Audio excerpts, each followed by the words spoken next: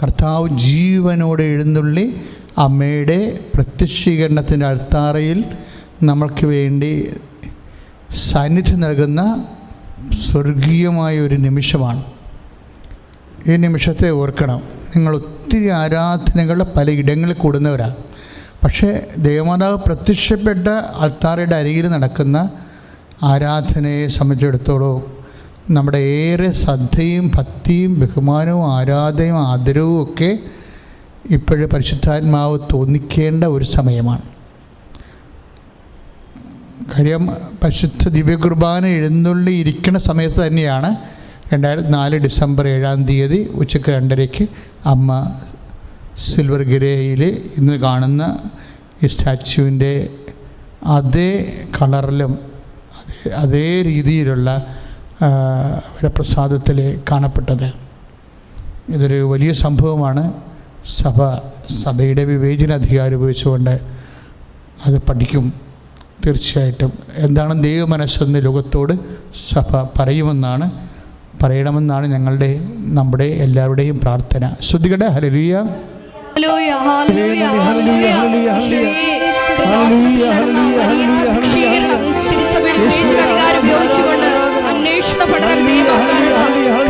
വേണ്ടി ഈ ആരാധന ഞങ്ങൾ പ്രത്യേകം പ്രാർത്ഥിക്കുന്നു. അതുവഴി ഈശോയെ അനേകായിരം മക്കൾക്ക് മരിയൻ സമാശ്വാസവും സന്ധിപ്പും അനുഭവവേദ്യമാകുവാൻ ഇടയാക്കണമേ. പരിശുദ്ധ പരമദിവ്യകാരുണ്യത്തിന് പ്രിയമുള്ളവരെ, ഉടമ്പടി ധ്യാനം, മരിയൻ ഉടമ്പടി ധ്യാനമാണ് എല്ലാ ചൊവ്വാഴ്ചയും നമ്മൾ കൂടുന്നത്. ഉടമ്പടി ധ്യാനം അന്വേഷിക്കുന്നത് ജീവിതത്തിൻ്റെ ദൈവത്തിൻ്റെ ഇടപെടലുകളും ഒരു വചനാധിഷ്ഠിതമായ ജീവിത സാക്ഷ്യത്തിന് നമ്മളെ അതെങ്ങനെ ഒരുക്കുന്നു, അതെങ്ങനെ അനുഗ്രഹമായി മാറുന്നു, കൃപയായി മാറുന്നു. അങ്ങനെ ആത്യന്തികമായ ചില ജീവിത വിഷയങ്ങളാണ് എപ്പോഴും ഉടമ്പടിയിൽ നമ്മൾ ധ്യാനിക്കുന്നത്. ഇന്ന് നമ്മൾ ധ്യാനിക്കാൻ പോകുന്ന വിഷയം തോബിയാസിൻ്റെ ജീവിതമാണ്. ബൈബിളിലെ തോബിയാസ് എന്ന് മാത്രം പേര് പറഞ്ഞ ഒരു പുസ്തകമുണ്ട്. ഭയങ്കരമായ ഒരു പുസ്തകമാണ്. ഇടയ്ക്ക് നിങ്ങൾ വായിക്കുന്നത് നല്ലതാണ്. ഒരു മനുഷ്യൻ, ദൈവഭയമുള്ളൊരു മനുഷ്യൻ എങ്ങനെയാണ് ലോകകാര്യങ്ങളെ സമീപിക്കുന്നത്. It's great and wonderful.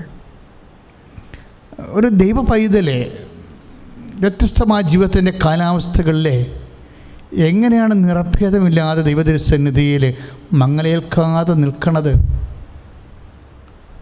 എനിക്ക് ഏറ്റവും ഇഷ്ടപ്പെട്ട വചനങ്ങളൊന്ന് തോബിയാസ് 1:3 ഭയങ്കര രസമുള്ള വചനമാണ്. അദ്ദേഹത്തിൻ്റെ സെൽഫ് ഇൻട്രൊഡക്ഷനാണ്. സ്വയം നമ്മളെ പരിചയപ്പെടുത്തണമാണ്. എന്താണ്? ഞാൻ തോബിയാസ്. അത് കേൾക്കുമ്പോൾ തന്നെ നമുക്കൊരു രസം തോന്നും. തോബിയാസ് 1:3 ഞാൻ തോബിയാസ്. ഇനി അദ്ദേഹത്തെക്കുറിച്ച് അദ്ദേഹം പറയുന്ന കാര്യങ്ങൾ രസമാണ്. എന്താണ്? ജീവിതകാലം അത്രയും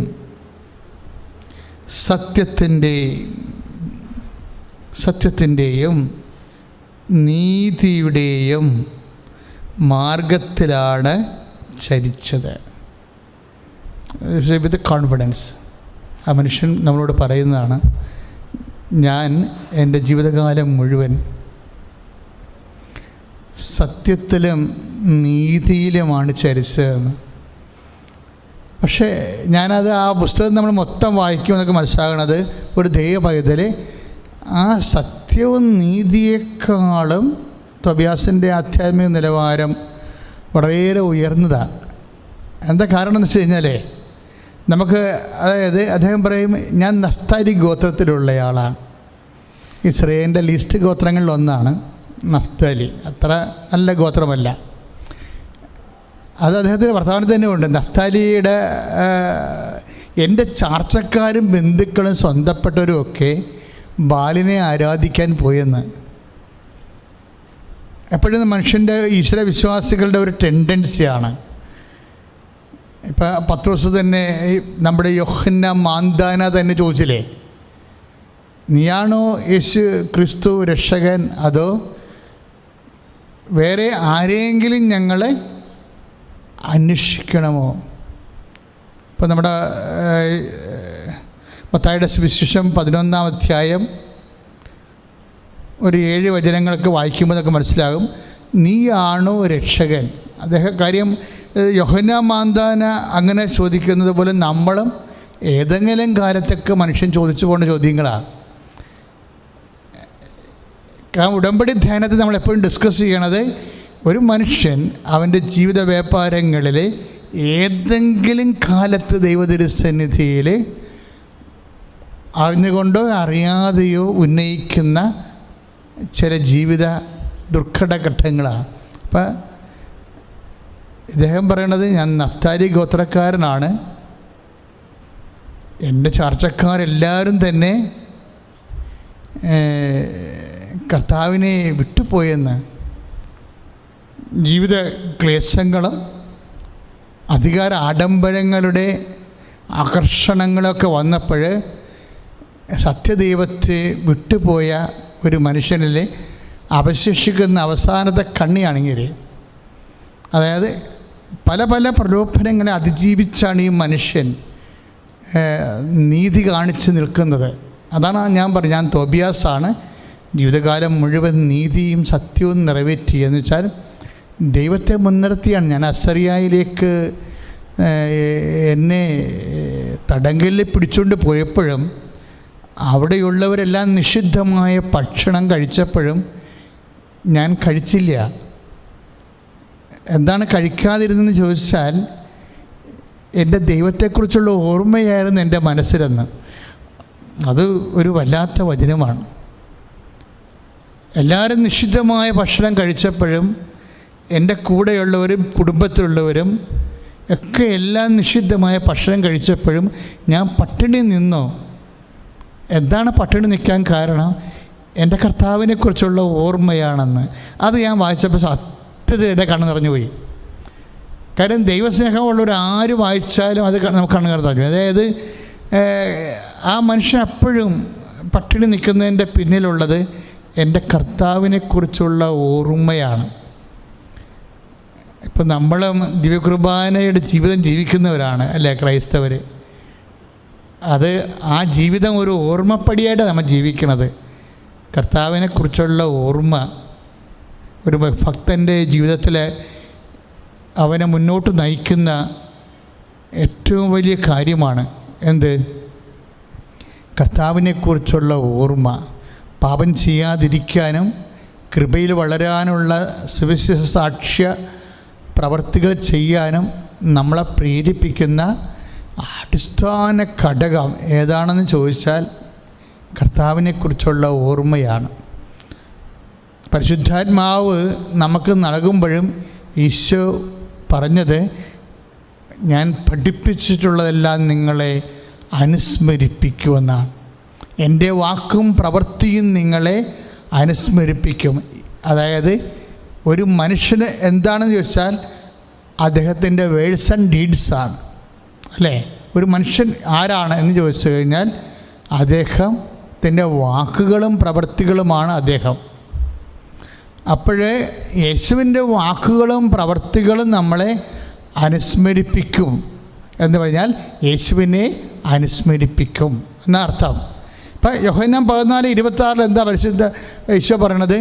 ഞാൻ യോഹന്നാൻ 14:26, അതായത് ഞാൻ പഠിപ്പിച്ചിട്ടുള്ളതെല്ലാം നിങ്ങളെ അനുസ്മരിപ്പിക്കും എന്ന് വെച്ചാൽ എൻ്റെ വാക്കും എൻ്റെ പ്രവൃത്തിയും നിങ്ങളെ അനുസ്മരിപ്പിക്കും. ഒരു വ്യക്തി എന്ന് പറഞ്ഞാൽ എന്താണ്? വാക്കും പ്രവൃത്തിയുമാണ്. എന്ന് വെച്ചാൽ അർത്ഥം എന്താണ്? പരിശുദ്ധാത്മാവ് യേശുവിനെ നമ്മളെ അനുസ്മരിപ്പിച്ചു കൊണ്ടേയിരിക്കും. പ്രാർത്ഥിക്കുക. ആത്മാവേ, പരിശുദ്ധാത്മാവേ, ഞങ്ങളിലെ ഏത് നിമിഷവും കർത്താവിനെ അനുസ്മരിപ്പിച്ചുകൊണ്ട് ഇരിക്കാനുള്ള പരിശുദ്ധാത്മാവിനാൽ അഭിഷേകം ചെയ്യണം.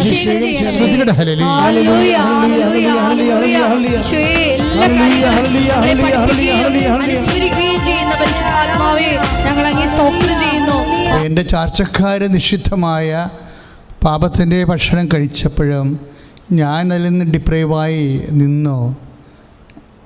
എന്താ കാരണം? തോബിത്ത് 1:12 കാരണം ദൈവത്തെക്കുറിച്ചുള്ള ഓർമ്മ.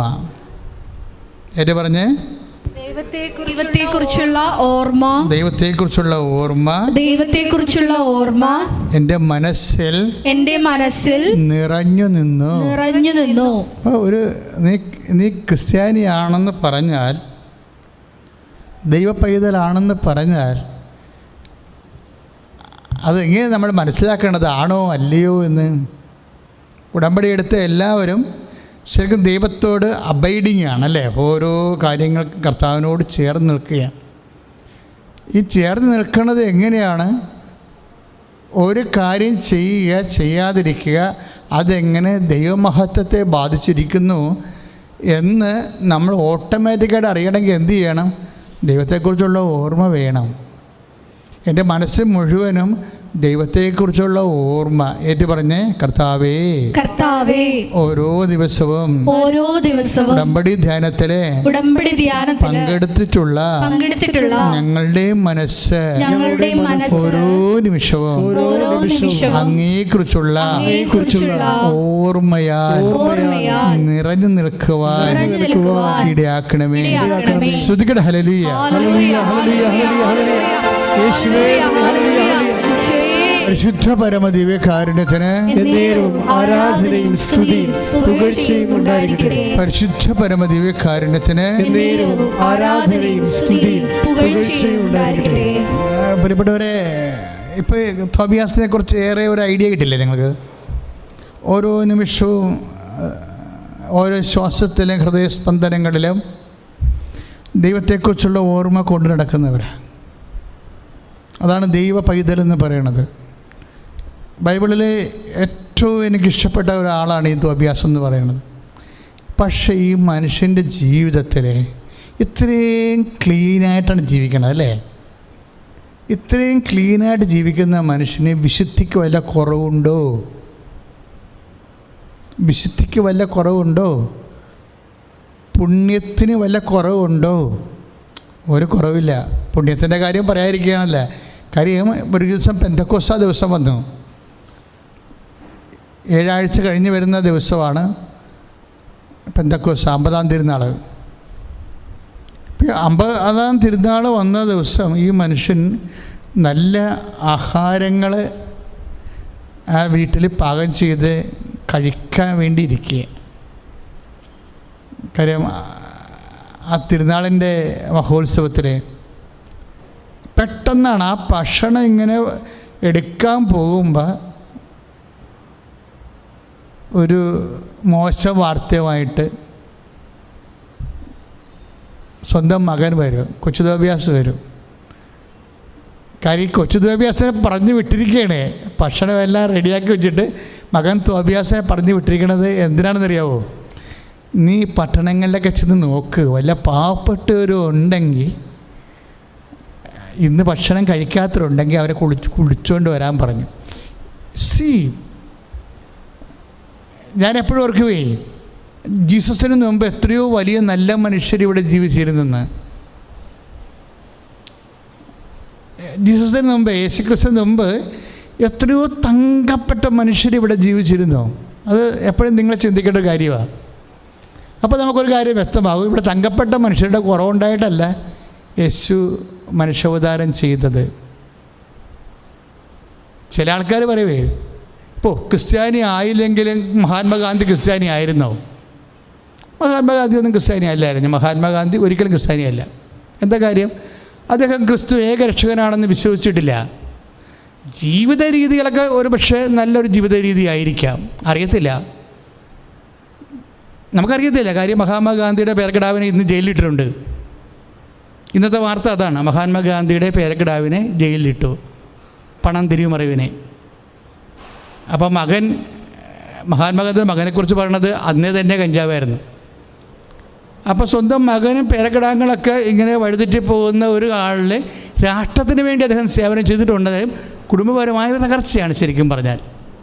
കാര്യം മക്കൾക്ക് നല്ല മാതൃക കൊടുത്താൽ മാത്രമേ മകനും പേരക്കിടാങ്ങളും ആ കുടുംബങ്ങളെല്ലാം ഇതുപോലെ വരത്തുള്ളൂ. ഞാൻ അതിനകത്ത് അത് കുറ്റപ്പെടുത്തി സംസാരിക്കുകയല്ല. പക്ഷേ അദ്ദേഹത്തിൻ്റെ നന്മകൾ രാഷ്ട്രത്തിന് നന്മ ചെയ്തു എന്നുള്ള കാര്യം വലിയ കാര്യമാണ്. വലിയ കാര്യം തന്നെ. നമ്മൾ അദ്ദേഹത്തെ രാഷ്ട്രപിതാവെന്ന് വിളിക്കുന്നു, നമ്മൾ അംഗീകരിക്കുകയും ചെയ്യുന്നുണ്ട്. അത് വിളിക്കുക മാത്രമല്ല, അത് ശരിയാണെന്ന് നമ്മൾ അംഗീകരിക്കുകയും ചെയ്യുന്നുണ്ട്. പക്ഷേ അതുപോലെ നല്ല മനുഷ്യരൊക്കെ ഈ ഭൂമിയിലുണ്ടാവും. ഈ നല്ല മനുഷ്യരുടെ കുറവുണ്ടായിട്ടല്ല ക്രിസ്തു ഈ ഭൂമിയിൽ മനുഷ്യാവതാരം ചെയ്തത്. അത് നമ്മളെപ്പോഴും മനസ്സിലാക്കും. പിന്നെ എന്തിനു വേണ്ടി ക്രിസ്തുവിൻ്റെ മനുഷ്യാവതാരം സംഭവിച്ചതെന്ന് വെച്ചാൽ മാനവരക്ഷയാണ് അതിൻ്റെ പ്രശ്നം. യേശുക്രിസ്തു ക്രൂശിക്കപ്പെട്ടതും ഉയർത്തെഴുന്നേറ്റതും സഭ സ്ഥാപിച്ചതും ഇവിടെ നല്ല മനുഷ്യരില്ലാഞ്ഞതിൻ്റെ പേരിലല്ല. പിന്നെന്താണ്? ഇവിടെ മനുഷ്യൻ്റെ ആത്മാവിൻ്റെ വീണ്ടെടുപ്പാണ് പ്രധാനപ്പെട്ട വിഷയം. പാപപങ്കിതമായ പ്രകൃതിയുള്ളവർക്ക് നിത്യരക്ഷ നഷ്ടപ്പെട്ടപ്പോൾ സ്വന്തം ജീവൻ നൽകിക്കൊണ്ട് പരിഹാര പ്രവർത്തികൾ മനുഷ്യന് വേണ്ടി പരിഹാരം ചെയ്തു. ആ പരിഹാരത്തെ ദൈവം അംഗീകരിച്ച് അവൻ ഉയർത്തിപ്പിച്ചപ്പോൾ അവൻ്റെ ഉയർത്തെഴുന്നേൽപ്പിൽ നമ്മൾക്കും ഉയർത്തെഴുന്നേൽപ്പ് ലഭിക്കുന്ന നിത്യജീവന് വേണ്ടിയാണ് യേശുക്രിസ്തു മനുഷ്യാവതാരം ചെയ്യുന്നുള്ള ബോധ്യം വേണം. ശ്രുതികട ഹല്ലേലൂയ. ഹല്ലേലൂയ, ഹല്ലേലൂയ, ഹല്ലേലൂയ. ഈശോയെ, ഞങ്ങളുടെ ഓരോരുത്തരുടെയും രക്ഷയ്ക്ക് വേണ്ടി പാടുപീഡകൾ സഹിച്ചുയർത്തെഴുന്നേറ്റ നാഥ, ഞങ്ങൾ ഓരോരുത്തരെയും അങ്ങേ തിരുവിലാവിൽ അങ്ങേ തിരുമുറിയിൽ മറക്കണമേ. അപ്പോൾ തോബിയാസ് മകൻ കൊച്ചു തോബിയാസിനെ പറഞ്ഞു വിട്ടിരിക്കുന്നത്, നീ പട്ടണത്തിൽ പോയിട്ട് പാവപ്പെട്ടവരെ കണ്ടിട്ട് അവരെ കൂട്ടിക്കൊണ്ട് വാ, അവർ വന്നിട്ട് നമുക്ക് ഭക്ഷണം കഴിക്കാവുന്നതാണ്. അത്രയും നല്ലൊരു മനുഷ്യനാണ്. കാര്യം കാരുണ്യ പ്രവർത്തികൾ 14 അതെല്ലാം പാലിക്കുന്നയാളാണ്. ക്രിസ്തു കാരുണ്യ പ്രവർത്തികൾ പറയുന്ന മുമ്പ് തന്നെ അത് പാലിച്ച് ജീവിച്ചൊരു മനുഷ്യനാണ്. അപ്പോൾ നമ്മൾ മനസ്സിലാക്കേണ്ട ഭയങ്കരമായ ചില വിഷയങ്ങളുണ്ട്. അതായത് ഞാൻ നഗ്നനായിരുന്നു, നിങ്ങളെന്നെ ഉടുപ്പിച്ചു, എനിക്ക് വിശന്നു, നിങ്ങളെനിക്ക് ഭക്ഷണം തന്നു, ഞാൻ പരദേശിയായിരുന്നു, നിങ്ങൾക്കൊരു അഭയം വരളി എന്ന് പറയുന്ന നമ്മൾ മത്തായി ശ്ലീഹായുടെ 25-ാം അധ്യായത്തിൽ 35-ാമത്തെ വാക്യത്തിലുള്ള അന്ത്യവിധിയുടെ പ്രീക്രെക്സിറ്റുകളെ മുന്നാവശ്യങ്ങളെല്ലാം കൃത്യമായി നിറവേറ്റുന്ന ഒരാൾ പഴയ നിയമത്തിൽ തോബിയാസിനെ കാണുകയാണ്. അപ്പം നമ്മൾ പറയുന്ന ഈ സന്മാർഗ ജീവിതത്തിൻ്റെയും പുണ്യജീവിതത്തിൻ്റെയും അപ്പുറത്തൊക്കെ ഒരു സ്പേസാണ് ക്രിസ്തുവിനുള്ളത്. ഈ ലോകത്തുള്ള മനുഷ്യന്മാരെ എല്ലാം നല്ല ജീവിതം, സന്മാർഗ ജീവിതം നയിപ്പിക്കുക, അതുപോലെ തന്നെ അവരെ കൂടുതലും മനുഷ്യജിതന്മാരായി സ്നേഹസമ്പന്നരാക്കി മാറ്റുക എന്നുള്ള ഒരു സാമൂഹ്യ ക്ഷേമ പ്രവർത്തനമല്ല സുവിശേഷത്തിൻ്റെ ലക്ഷ്യം. ആരും തെറ്റിദ്ധരിക്കുകയൊന്നും വേണ്ട. സുവിശേഷം അതൊക്കെ എപ്പോഴും പ്രൊമോട്ട് ചെയ്യുമ്പോൾ അതെല്ലാം ഒരു മാർഗമായിട്ടാണ് എടുക്കുന്നത്, ലക്ഷ്യമല്ല. ഇവിടെയാണ് നമുക്ക് തെറ്റിപ്പറ്റണത്. നമ്മുടെ വിശുദ്ധി പോലും ഒരു മാർഗമാണ്, ലക്ഷ്യമല്ല. ഇപ്പം ഞങ്ങൾ ബ്രഹ്മചരികളാണ്. അപ്പോൾ ഈ പൗരോഹിത്യം, ഇപ്പോൾ സിസ്റ്റേഴ്സ് തന്നെ എന്തുമാത്രം സിസ്റ്റേഴ്സാണ് നമുക്കുള്ളത്. അവരെല്ലാം വിശുദ്ധിയുടെ കന്യാവ്രതം പാലിച്ച് ജീവിക്കുന്നവരാണ്. പക്ഷേ അതൊന്നും അവരുടെ ലൈഫല്ല, അവിടെ ലക്ഷ്യമല്ല, അത് മാർഗമാണ്.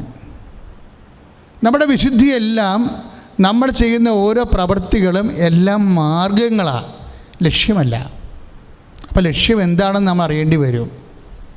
ലക്ഷ്യം എന്താണെന്ന് അറിയേണ്ടി വരണമെങ്കിൽ നമ്മൾ തോബിയാസിനെ പഠിക്കണം. ഇപ്പോൾ തോബിയാസിന് എന്താ സംഭവിച്ചിരിക്കുന്നത്? തോബിയാസിനോട് വന്ന് കൊച്ചു തോബിയാസ്, മകൻ തോബിയാസ് പറഞ്ഞു, പട്ടണക്കാരും കണ്ടില്ല, പക്ഷേ ഒരു മൃതശരീരം നിരത്തിൽ കിടക്കണ കണ്ടെന്ന് പറഞ്ഞു. മൃതശരീരം. അപ്പോൾ സെന്നാച്ചെറീബ് അവർ കൊന്നു കളഞ്ഞതാണ്. കാര്യം ജൂദയിൽ നിന്ന് രക്ഷപ്പെടുന്നവരെല്ലാം കൊല്ലണ ഒരു കാലമായിരുന്നത്. അപ്പം അടക്കുന്നവനും ക്രിമിനൽ കുറ്റത്തിൽ ജയിലിലായി പോകും, അല്ലെങ്കിൽ നാട് കടത്തും. പക്ഷേ ഇത് ഒരു മൃതശരീരം കിടക്കണമെന്ന് കണ്ടപ്പോൾ തന്നെ ഈ മനുഷ്യൻ പിന്നെ ഭക്ഷണം കഴിച്ചില്ല. അവിടെ നിന്ന് എഴുന്നേറ്റ് പോയപ്പോഴെന്താണ്? സാബത്ത് ദിവസമാണ്, അടക്കണമെങ്കിൽ സൂര്യൻ അസ്തമിക്കണം. മൃതശരീരം ഒളിപ്പിച്ചു വെച്ചും ആ മനുഷ്യൻ അവിടെ ഇരുന്നു. സാബത്ത് കഴിഞ്ഞിട്ട് പോയി അത് അടക്കിയിട്ട് തിരിച്ചു വന്ന് ഒരു മതിലെ ചാരി ഇരിക്കുകയാണ്. മതിലെ ചാരി കാര്യം തളർച്ച കൊണ്ടേ, വീട്ടിൽ കയറാൻ പറ്റാതെ തളർച്ച കൊണ്ട് നമുക്കറിയാമല്ല, പട്ടിണി നിന്നിട്ടാണ് ഈ മൃതശരീരം സംസ്കരിക്കാൻ പോയത്. 6-7 മണിയാകുമ്പോൾ തിരിച്ചു വരുമ്പോൾ തളർന്നു പോയി ഉറങ്ങിപ്പോയി. ഒരു മതിലിൻ്റെ ചാരി ഉറങ്ങിപ്പോയപ്പോൾ അവിടെ ആ മതിലെ ഇരുന്ന കുരുവി കാട്ടുചത് ഈ മനുഷ്യൻ്റെ കണ്ണിന് വീണ് കണ്ണിൻ്റെ കാഴ്ച പോയി. ഇപ്പോൾ എന്നാ പറ്റി ഒന്ന് ചിന്തിച്ച് നോക്കി. കണ്ണിന് കാഴ്ച പോയി. ഇതിവിടെ ഇങ്ങനെ ഞാൻ നിർത്തുകയാണ് ഈ വിഷയം. അതായത് അത് സ്തുതിക്കട്ടെ. ഹല്ലേലൂയ, ഹല്ലേലൂയ, ഹല്ലേലൂയ, ഹല്ലേലൂയ, യേശുവേ നന്ദി, യേശുവേ ആരാധന, ഞങ്ങളുടെ ജീവിതത്തില് ആകസ്മികമായി നടക്കുന്ന സംഭവങ്ങളിലെല്ലാം ദൈവഹിതം ആരായുവാനുള്ള കൃപ പ്രദാനം ചെയ്യണമേ. ഹല്ലേലൂയ, ഹല്ലേലൂയ, ഹല്ലേലൂയ, യേശുവേ നന്ദി, യേശുവേ പരിശുദ്ധ പരമദിവ്യകാരുണ്യത്തിന് ആരാധനയും സ്തുതിയും പുകഴ്ചയും ഉണ്ടായിരിക്കട്ടെ. അച്ഛൻ ഇത് പറയണമെന്നറിയാവോ? അതായത് പലരും വിശുദ്ധിയോടെ ജീവിക്കുന്നുണ്ട്, അതുപോലെ തന്നെ കുടുംബ പ്രാർത്ഥന മുടക്കണില്ല, അല്ലേ? ഞായറാഴ്ച കുർബാനയ്ക്ക് പോകാൻ പറ്റുന്നില്ലെങ്കിലും ലോക്ക്ഡൗൺ ആയതുകൊണ്ടും കൃത്യമായിട്ട് കുർബാന പങ്കെടുക്കുന്നുണ്ട്, ഓൺലൈനിലാണെങ്കിലും പങ്കെടുക്കുന്നുണ്ട്. പറ്റുന്ന പോലെയൊക്കെ നമ്മൾ ദൈവത്തിന് വേണ്ടി ജീവിക്കുന്നുണ്ട്. പക്ഷേ ഇങ്ങനെയൊക്കെ നമ്മൾ വിശുദ്ധിയോടെ ജീവിക്കുമ്പോഴും പലരുടെയും മനസ്സിലുള്ള എന്താണെന്നറിയാവോ? കർത്താവേ, ഞാൻ ഇങ്ങനെയൊക്കെ ജീവിക്കുന്നത് എനിക്ക് പണിയുണ്ടാക്കരുത് നീ. അതാണ് പലരും എന്നോട് സങ്കടത്തെ ചോദിച്ചിട്ടുണ്ട്. അച്ഛാ, ഞാൻ കുഞ്ഞുനാൾ മുതൽ ഓൾട്ടർ പോയാണ്, ഞങ്ങളുടെ വീട്ടിൽ കുടുംബ പ്രാർത്ഥന മുടക്കിയിട്ടില്ല. എല്ലാവരും ദൈവത്തെ തള്ളിപ്പറയുമ്പോഴും ഞാൻ ദൈവത്തെ ഓൺ ചെയ്ത കുടുംബത്തിൽ ഒരുപക്ഷെ ഒരാൾ മാത്രം, ഞാൻ മാത്രമാണ് പള്ളിയുമായിട്ട് ബന്ധമുള്ള. ബാക്കി ആർക്കും പള്ളിയോട് ദൈവികമായ കാര്യങ്ങളോട് അവർ റെഗുലർ അല്ല. ഒത്തെങ്കിൽ ഒത്തില്ലെങ്കിൽ ഒത്താവാതെ ജീവിക്കുന്ന ആൾക്കാരാണ്. പക്ഷേ അവർക്കാർക്കും ഒരു കുഴപ്പമില്ല. അവരൊക്കെ വളരെ അടിച്ചു പൊളിച്ച് ജീവിക്കുന്നുണ്ട്. അവർക്ക് സന്തോഷമാണ്, അവർക്ക് ജീവിതം തന്നെ രസകരമാണ്. പക്ഷേ എൻ്റെ ജീവിതത്തിലെ ഞാൻ ഇത്രയും ദൈവത്തോട് അടുത്ത് നിൽക്കുമ്പോഴും എൻ്റെ ജീവിതത്തിൽ ഭയങ്കര വിഷമതകളും, എൻ്റെ ജീവിത പങ്കാളിയാണെങ്കിൽ തന്നെ ഒരിക്കലും ഒരു സമാധാനമായിട്ട് എന്നോട് പെരുമാറണില്ല. മക്കൾ ചിലപ്പോൾ എന്നോട് അതുപോലെ ഞാൻ കൊടുക്കുന്ന അതേ സ്നേഹം എനിക്ക് തിരിച്ചു തരണില്ല. സാമ്പത്തിക മേഖലയൊക്കെ ഒത്തിരി തകർച്ച ഉണ്ട്. ഇതെന്താണ് വെച്ചാൽ ഇങ്ങനെ സംഭവിക്കണത്? ഇതൊന്നും ഇല്ലാത്തവർക്കൊരു പ്രശ്നവും ഇല്ലല്ല. അപ്പോഴും ഞാൻ എൻ്റെ ചേട്ടന്മാരോട് അന്യന്മാരോടൊക്കെ എൻ്റെ ഈ ഭക്തിയും പ്രാർത്ഥനയൊക്കെ കാണുമ്പോൾ പറയടാ, നീ എൻ്റെ പ്രാർത്ഥനയൊക്കെ ഒന്ന് നിർത്ത്, ഒന്ന് കുറക്ക്. അപ്പം ഞങ്ങളെപ്പോലെ മര്യാദക്ക് ജീവിക്കാൻ നോക്ക് ജീവിതവുമായിട്ട് ബന്ധപ്പെട്ട്. അല്ലെങ്കിൽ ഈ അധികം ദൈവത്തെ നമ്മുടെ അധികം അടുപ്പിച്ച് കഴിഞ്ഞാൽ നമുക്ക് പണി കിട്ടും. അതൊക്കെ ആർക്കറിയാൻ പാടില്ലാത്തത്. ഞങ്ങളെ കണ്ടില്ലേ, ദൈവത്തിന് ഒരു പരിധി വരെ പുറത്തേ നിർത്തത്തുള്ളൂ. ഒത്തിരി അടുപ്പവുമില്ല, ഒത്തിരി അകുലവുമില്ല. അങ്ങനെ ഒരു റെസ്പെക്റ്റബിൾ ഡിസ്റ്റൻസ് അങ്ങ് കീപ്പ് ചെയ്താൽ മതി എന്നാണ് ചേട്ടന്മാർ എന്നെ ഉപദേശിക്കുന്നത്. സത്യം പറഞ്ഞാൽ എന്താണ് ഞാനും ചാകും, കുറച്ച് കഴിയുമ്പോൾ അവരും ചാകും. അപ്പോൾ എനിക്കും കിട്ടും, അവർക്കും കിട്ടും. എന്താണെന്ന് വെച്ച് കഴിഞ്ഞാൽ ദൈവം തരുന്നത് കിട്ടും. അപ്പോൾ അതിനകത്ത് എന്താ ഏറ്റക്കുറച്ചിൽ എന്താണ്? അങ്ങനെ പിന്നെ ജീവിതത്തിൽ എന്തിനാണ് ഞാൻ ഇത്രയും കഷ്ടപ്പെട്ട് പ്രാർത്ഥിക്കുകയും സൽപ്രവർത്തികൾ ചെയ്യുകയും ചെയ്യണത്? എനിക്കാണല്ല കൂടുതൽ ബുദ്ധിമുട്ട്. ഈ ചോദ്യം അങ്ങനെ നമുക്ക് എല്ലാവരും തന്നെ ചോദിക്കുന്ന ചോദ്യമാണ് കേട്ടോ. ഈ ചോദ്യം ശരിക്കും പറഞ്ഞാൽ ചോദിക്കേണ്ട ആൾ തോബിയാസാണ്. നോക്കി അയാളുടെ ലൈഫ് കണ്ട. ഇപ്പം എന്നാ പറ്റി? ഒരു സൽപ്രവൃത്തി, മൃതദേഹം സംസ്കരിക്കാൻ പോകുന്നതിൻ്റെ വകുപ്പിൽ പട്ടിണി നിന്ന് മൃതദേഹം സംസ്കരിക്കാൻ പോയതിൻ്റെ വകുപ്പിലാണ് ഈ മനുഷ്യൻ്റെ കണ്ണ് പോയിരിക്കുന്നത്. അപ്പോൾ നമുക്ക് ചോദിക്കും, ഈ കുരുവി അവിടെ ഇരിക്കണത് ദൈവത്തിന് അറിയാൻ പാടില്ലേ? ഇയാൾ നീതിമാനാണെന്ന് ദൈവത്തിന് അറിയാൻ പാടില്ലേ? ഈ നീതിമാനെ സംരക്ഷിക്കാൻ ദൈവം ഉണ്ടായിരുന്നെങ്കിൽ ദൈവത്തിന് ഇയാളെ സംരക്ഷിക്കാൻ പാടില്ലേ? അത് ഇനി കണ്ണിന് വീടാൻ തന്നെ കണ്ണ് പോകേണ്ട കാര്യമുണ്ടോ? അവിടെ ദൈവത്തിന് സംരക്ഷിക്കാൻ പാടില്ലേ? ഇങ്ങനെ 100,000 ചോദ്യങ്ങൾ. ഇപ്പം നമ്മൾ തോബിയാസിൻ്റെ പുസ്തകം 2:14 2:9 ഈ വിഷയമുള്ളത്. 2:9 2:14 ഈ വിഷയം കൈകാര്യം ചെയ്യണത്. കുരുവി വന്നിരിക്കണത്, ഈ മനുഷ്യൻ്റെ കണ്ണ് പോണതുമൊക്കെ. അപ്പോൾ പ്രശ്നം വെച്ച് കഴിഞ്ഞാൽ ന്യായമായി ചോദിക്കാൻ ഒത്തിരി ചോദ്യങ്ങൾ തോബിയാസിനുണ്ട്. കാര്യം കുടുംബക്കാർ മൊത്തത്തോടു കൂടി ആ വംശം തന്നെ, നഫ്താലി വംശം തന്നെ കർത്താവിനെ വിട്ടുപോയി ബാലിനെ ബലിയർപ്പിച്ച കർഷികളാണ്. അവിടെ ഒറ്റയ്ക്ക് പിടിച്ചു നിന്ന ആളാണ്. ഇനി സ്വന്തം കുടുംബത്തിലുള്ളവർ പോലും നിഷിദ്ധമായ കൽപ്പനക്കെതിരായിട്ടുള്ള ഭക്ഷണം വിളമ്പിയപ്പോൾ അത് കഴിച്ചവരാണ്. അപ്പോഴും തോബിയാസ് പറയും, എൻ്റെ കർത്താവിനെ കുറിച്ചുള്ള ഓർമ്മ എൻ്റെ മനസ്സിൽ നിറഞ്ഞു നിൽക്കണ കാരണം ഞാൻ പട്ടിണി നിന്നെന്ന് പറയും. ഈ മനുഷ്യന് പട്ടിണിയേ ഉള്ളൂ. ഇനി പെന്തക്കോസ്ത് ദിവസം നല്ല ഭക്ഷണം കഴിക്കാമെന്ന് പറഞ്ഞപ്പോഴും കഴിക്കാൻ നമുക്ക് ആ ഭക്ഷണത്തെ തൊട്ടില്ലെന്ന പറയത്തിൽ അപ്പം തന്നെ വീണ്ടും മൃതശരീരത്തിൻ്റെ വാർത്ത വന്നു, പിന്നെയും പട്ടിണിയായിപ്പോയി.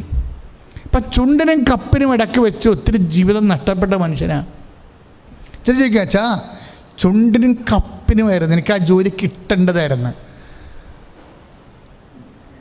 ആ പോസ്റ്റ്മാൻ PSC അപ്പോയിൻമെൻറ്റ് ഓർഡർ പോസ്റ്റിൽ കിടന്ന് വൈകി ഞാൻ ചാർജ് എടുക്കുന്നതിന് ഒരു ദിവസം 2 ദിവസം കഴിഞ്ഞപ്പോഴാണ് എനിക്ക് അപ്പോയിൻമെൻറ്റ് ഓർഡർ കിട്ടിയത്.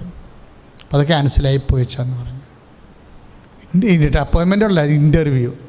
ആ ഇൻ്റർവ്യൂവിന് പോയാൽ മതിയായിരുന്നു, ക്യാൻസലായി പോയെന്ന്. അപ്പം ചുണ്ടിനും കപ്പിനും ഇടയ്ക്ക് ജീവിതം കൈമോശം വരുമ്പോൾ ദൈവത്തിന് അറിയാൻ പാടില്ല. ദൈവത്തിന് അറിയാൻ എല്ലാവരും ചോദിക്കണം, ദൈവത്തിന് അറിയാൻ പാടില്ലായിരുന്നോ, ദൈവത്തിന് അറിയാൻ പാടില്ലായിരുന്നോ എന്ന് ചോദിക്കും. അപ്പോൾ നമ്മളോർക്കും ശരിയാണല്ല, ദൈവത്തിന് അറിയാൻ പാടില്ല, ദൈവത്തിനൊന്ന് സഹായിക്കാമായിരുന്നല്ലോ എന്ന് ചോദിക്കും. ഇങ്ങനെ ചോദിക്കാനാണെങ്കിൽ ജീവിതം മുഴുവൻ നമുക്ക് ദൈവത്തോട് ചോദ്യങ്ങളേ ഉള്ളൂ. ഈ ചോദ്യങ്ങൾ എന്ന് നിനക്ക് അവസാനിക്കുന്നു അന്ന് മാത്രമേ നീ വിശ്വാസിയാകത്തുള്ളൂ. എന്നാണ് നിൻ്റെ മുമ്പിൽ ചോദ്യങ്ങൾ അവസാനിക്കണം? എന്താ കാര്യം? എന്താ അങ്ങനെ പറയാൻ കാര്യം എന്നറിയാവോ? അതായത് നമ്മളുടെ ഭക്തി, നമ്മളുടെ നീതി, നമ്മളുടെ സത്യം, നമ്മുടെ സൽപ്രവൃത്തി, ഇതൊക്കെ നമ്മൾ ചെയ്യുമ്പോൾ ഓരോ മനുഷ്യന്മാരും ഉള്ളിൽ വിചാരിക്കണം എന്താണ്, ഞാൻ സൽപ്രവൃത്തി ചെയ്യുന്നുണ്ട്.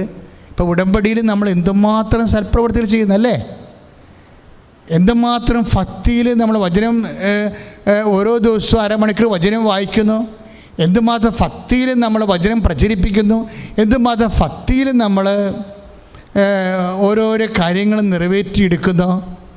പക്ഷെ അങ്ങനെയൊക്കെ ചെയ്യുമ്പോൾ ദൈവമായിട്ട് ഒരു ബാർഗെയിനിങ് ടെൻഡൻസിയിലേക്ക് വരരുത്. കാര്യം നമ്മൾ 8:32 ഒക്കെ വായിക്കുന്ന പോലെ, Ephesians 8:32 വായിക്കുന്ന പോലെ ഇതിനെ നമ്മൾ ആഗ്രഹിക്കുന്നതിനേക്കാൾ കൂടുതലാണ് ദൈവത്തിന് നൽകാൻ കഴിയണത്. അപ്പോൾ ദൈവത്തിന് നൽകാൻ കഴിയുന്ന വിഷയങ്ങളെ അധികരിച്ചുകൊണ്ട് നമ്മൾ സൽപ്രവൃത്തികൾ ക്രമീകരിക്കുക, വിശുദ്ധിയെ ക്രമീകരിക്കുക, സുഹൃത്തുക്കളെ ക്രമീകരിക്കുക. ഇനി ഒറ്റ വാക്കിൽ പറഞ്ഞാൽ, ഞാൻ സുഹൃത്തോടു കൂടി ജീവിക്കുന്നു, അത് കണ്ട് നീ എനിക്ക് ഇന്ന കാര്യം നീ എനിക്ക് തരണം. ഞാൻ വിശുദ്ധിയോട് ജീവിക്കുന്നു, അതുകൊണ്ട് ഞാൻ ഇന്ന കാര്യങ്ങൾ എനിക്ക് തരണം. എനിക്ക് കേട് വരരുത്, എൻ്റെ തടി കേടാക്കരുത്, എനിക്ക് അപകടം വരരുത്, എനിക്ക് രോഗം വരരുത്, ഒന്നും വരരുത്. അപ്പോൾ പല ആൾക്കാരും പ്രാർത്ഥിക്കുന്നത് എന്തിനാണെന്ന് ചോദിച്ചാൽ, പല ആൾക്കാരും വിശുദ്ധിയോട് ജീവിക്കണം എന്താണെന്ന് ചോദിച്ചാൽ, പല ആൾക്കാരും ജീവിതത്തിൽ ദൈവത്തോട് അടുത്ത് നിൽക്കണം എന്താണെന്ന് ചോദിച്ചാൽ ഒറ്റ വാക്യമേ ഉള്ളൂ, നമുക്ക് പണിയുണ്ടാക്കരുത് കർത്താവേ. നമ്മുടെ കുഞ്ഞുങ്ങളൊക്കെ ഓരോ സ്ഥലത്തൊക്കെ പഠിക്കുകയാണ്, അതുങ്ങൾക്കൊക്കെ ഒരു അപകടമൊന്നും ഉണ്ടാകാതെ പഠിത്തം തീർക്കണം. അപ്പം ചില അമ്മമാർ ഒക്കെ ദൈവത്തിൽ നിന്നും മുട്ടിപ്പാട്ട് മാറാതെ നടക്കുകയാണ്. മകളെ കാനഡയിലാണ് കർത്താവ്, അവൾ സായപ്പനെ ലൈനടിക്കല്ലേ. ചുമ്മാ അമ്മമാരുടെ ഓരോ ഉത്കണ്ഠകളാണേ. ഇങ്ങനെ ഓരോരോ കണ്ടീഷൻ വെച്ചുകൊണ്ടാണ് ദൈവത്തിൻ്റെ അടുത്ത് എല്ലാവരും അല്ല, പല മനുഷ്യരും അടുക്കണത്. അപ്പം എന്തിനാണ് നീ ഭക്തി ആചരിക്കണത്, എന്തിനാണ് നീ വിശുദ്ധി ആചരിക്കണത് എന്ന് ചോദിച്ചു കഴിഞ്ഞാൽ നമ്മുടെ തടി കേടാകാതിരിക്കാനാണെന്നുള്ളതാണ് പൊതുവെയുള്ള ഒരു ഐഡിയ. ഈ ഒരു ഐഡിയ ആണെങ്കിൽ ഒരിക്കലും നീ ദൈവപൈതലാകാൻ സാധ്യതയില്ല. ദൈവത്തിൻ്റെ മുമ്പിൽ ഒരു ഇടപാടുകാരനാകും നീ. ഇന്നത്തെ പല വിശ്വാസികളുടെയും പ്രശ്നം എന്താണെന്ന് വെച്ച് കഴിഞ്ഞാൽ, വിശ്വാസികളില്ല, ദൈവപൈതലുമില്ല, ദൈവവുമായിട്ടൊരു ഇടപാടുള്ളവരുണ്ട്, ഇടപാടുകാരുണ്ട്. ലോകത്തിൽ എനിക്ക് തോന്നിയിട്ട് ഞാൻ 32-33 വർഷമായി ഞാൻ ഈ കൗൺസിലിംഗ് ശുശ്രൂഷയിലിരിക്കുന്നത്. അപ്പോൾ എനിക്ക് മനസ്സിലായൊരു സത്യം, ഓരോരോ കാലം ചെല്ലുന്തോറും വിശ്വാസികൾ കുറയുന്നു, ദൈവ പൈതൽ കുറയുന്നു, പക്ഷേ ഇടപാടുകാർ കൂടുന്നു. ഓരോ ദൈവ പൈതലും കാലാന്തരത്തിൽ ഇടപാടുകാരായിട്ട് മാറുന്നു.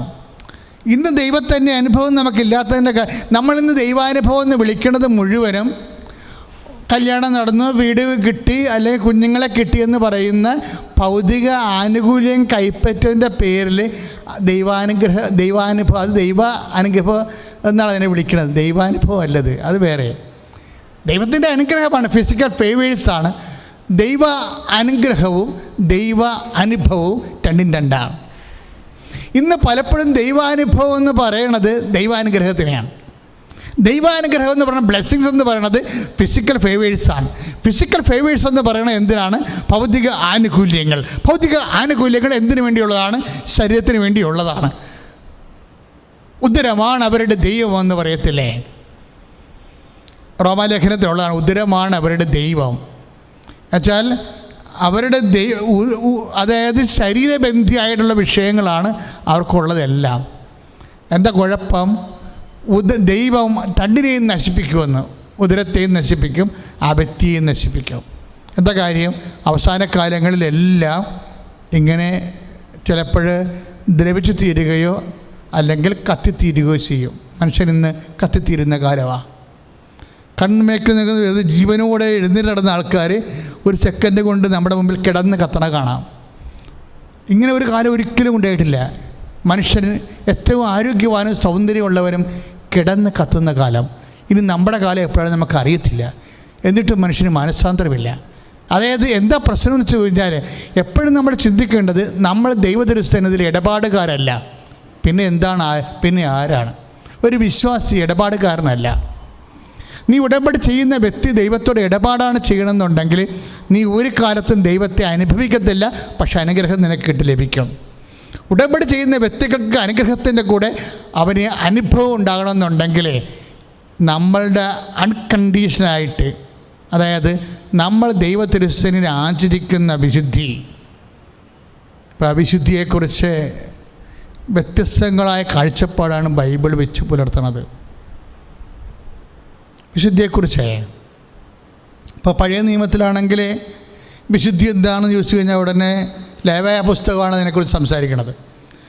ലേവ്യ പുസ്തകം പറയും, കൽപ്പന തന്നിട്ടുണ്ട്, നിൻ്റെ ജഡിക ശാരീരിക മ്ലേച്ഛതകളെ കൽപ്പന പ്രകാരം ദഹിക്കണമെങ്കിൽ നിനക്ക് വിശുദ്ധിയോടെ വേപരിക്കാൻ പറ്റും. നമ്മൾ ഹെബ്രായർ 18-20 വചനങ്ങളൊക്കെ ആ വചനമാണ്.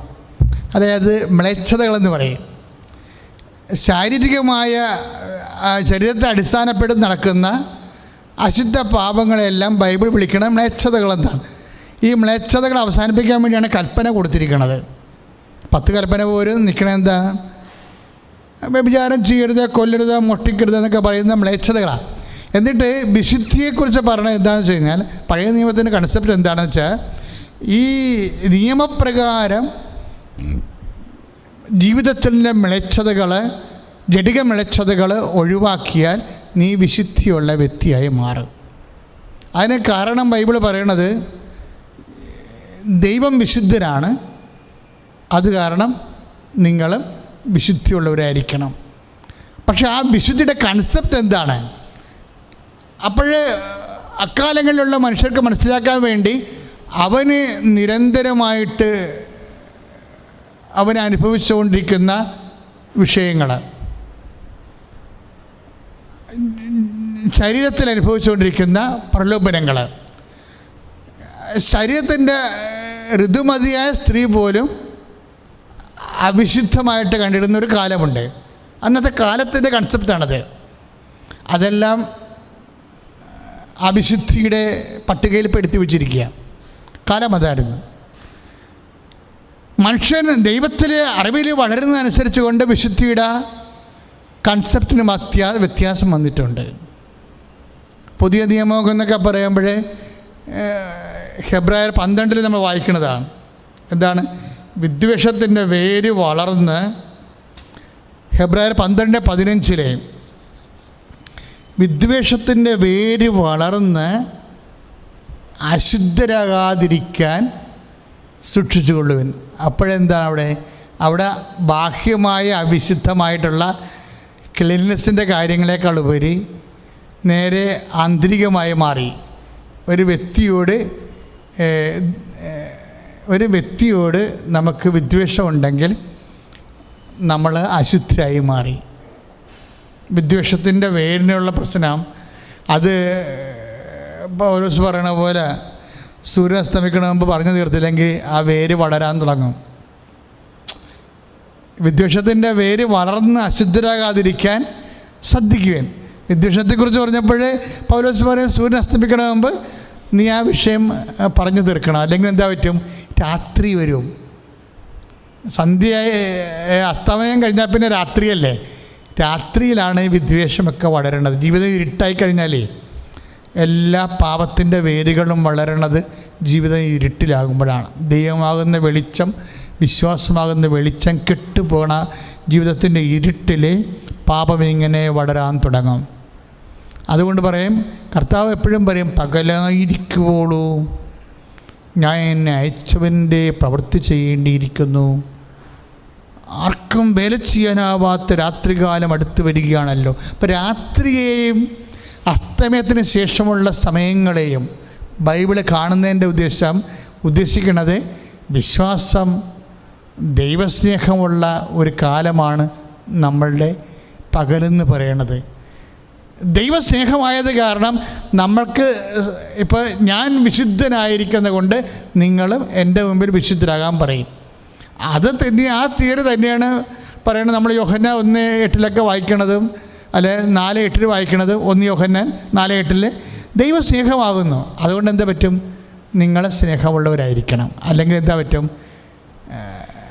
നിങ്ങളെ വിദ്വേഷമായിട്ടില്ലായിരിക്കണമെങ്കിൽ അശുദ്ധരായി തീരും. ഇപ്പം വിദ്വേഷം അശുദ്ധമാകണത് എന്തുകൊണ്ടാണ്? ദൈവസ്നേഹമായതുകൊണ്ടാണ്. നമ്മുടെ വിദ്വേഷം അശുദ്ധമാകണത് എന്തുകൊണ്ടാണ്? ദൈവസ്നേഹമായതുകൊണ്ടാണ്. ഇപ്പം സ്നേഹത്തിൽ വസിക്കുമ്പോൾ മാത്രമേ ദൈവത്തിൽ വസിക്കാൻ പറ്റത്തുള്ളെന്ന് യോഹന്നാൻ പറയണത് അതാണ്.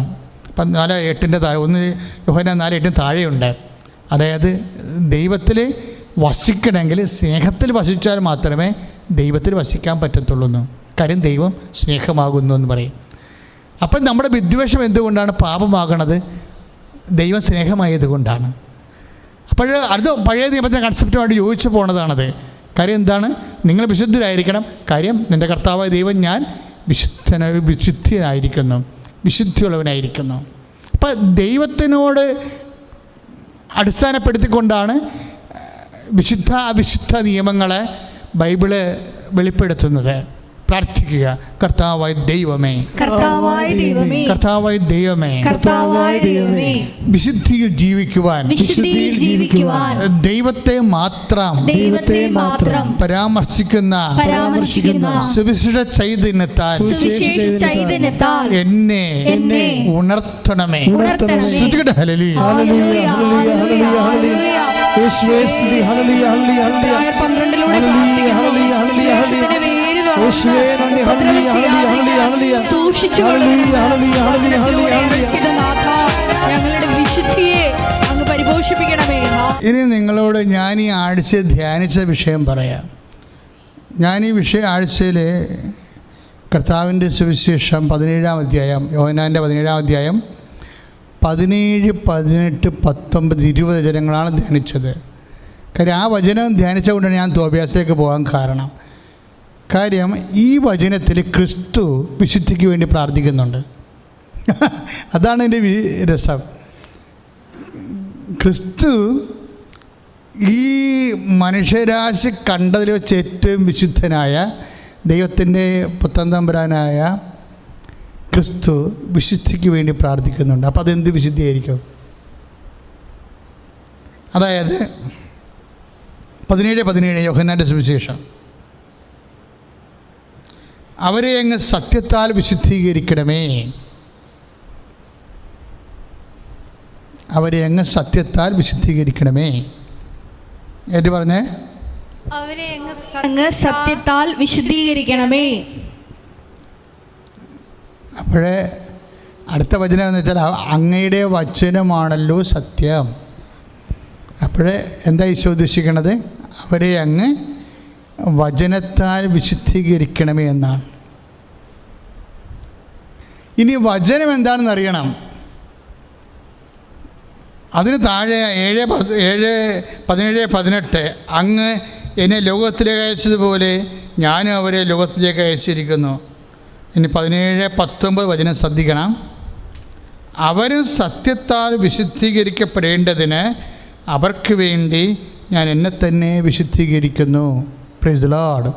ഹല്ലേലൂയ, ഹല്ലേലൂയ. ക്രിസ്തു മനുഷ്യരാശിയോട് ആകപ്പാടെ ഒരു ആൾ മാത്രമേ ചോദിച്ചിട്ടുള്ളൂ, നിങ്ങളിൽ ആർക്കെന്നിൽ പാപം ആരോപിക്കാൻ കഴിയുമെന്ന്.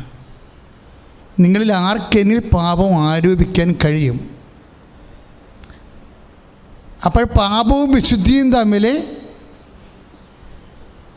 അവിടെ എവിടെയോ വെച്ച് ബന്ധം പോകുന്നുണ്ട്. എന്നെ ശ്രമിക്കുന്ന ജനങ്ങൾ വളരെ ശ്രദ്ധിക്കണം. നമ്മൾക്കറിയാവുന്നൊരു വിശുദ്ധി പാപത്തെ ഉപേക്ഷിക്കുന്ന വിശുദ്ധിയാണ്. ഈ വിശുദ്ധിയുടെ ക്വാളിറ്റിയും ഈശോ പറയുന്ന വിശുദ്ധിയുടെ ക്വാളിറ്റിയും തമ്മിൽ രണ്ട് ക്വാളിറ്റിയാണ്.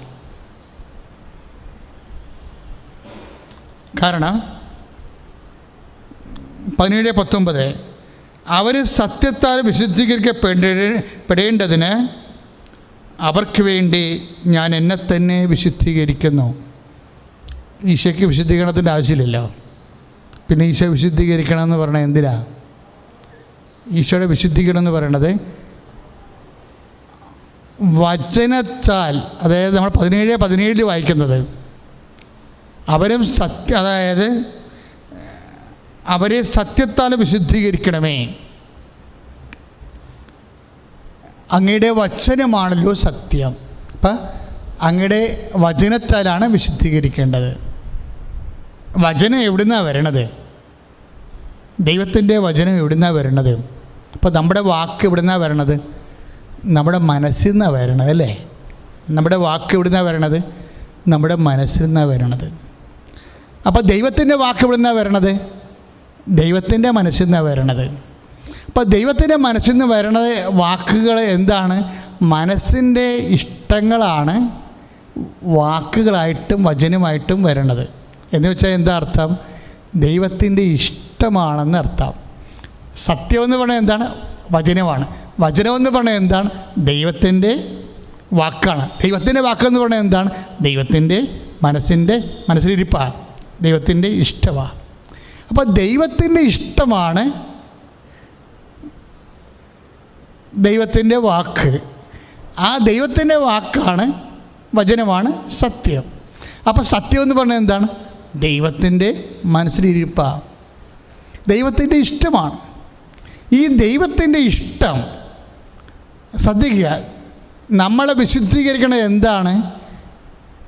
നമ്മളെ കൊടുക്കുന്ന ദൈവത്തിൻ്റെ ഇഷ്ടമാണ്. നമ്മളെ വിൽ ഓഫ് ഗോഡാണ് നമ്മളെ വിശുദ്ധീകരിക്കുന്നത്. You got the point. നമ്മളെ വിശുദ്ധീകരിക്കണത് എന്താണ്? വിൽ ഓഫ് ഗോഡാണ് വിശുദ്ധീകരിക്കണത് നമ്മളെ. കർത്താവ് അവർക്ക് വേണ്ടി ഞാൻ എന്നെ തന്നെ വിശുദ്ധീകരിക്കണം എന്നല്ല ഈശോ പറഞ്ഞത്. പിതാവേ, യേശുവിൽ ഈ ലോകം കണ്ട ഏറ്റവും വലിയ അവിശുദ്ധനായി പോയനം എപ്പോഴാണ്? ഗെത്സമനിൽ വെച്ച് ഒറ്റ വാക്ക് പറഞ്ഞാണ് ഈശോ വിശുദ്ധനായത്. എന്നുവെച്ചാൽ ലോകത്തിൽ ഈശോനേക്കാൾ വലിയ വിശുദ്ധനില്ലാതെയായിപ്പോയി.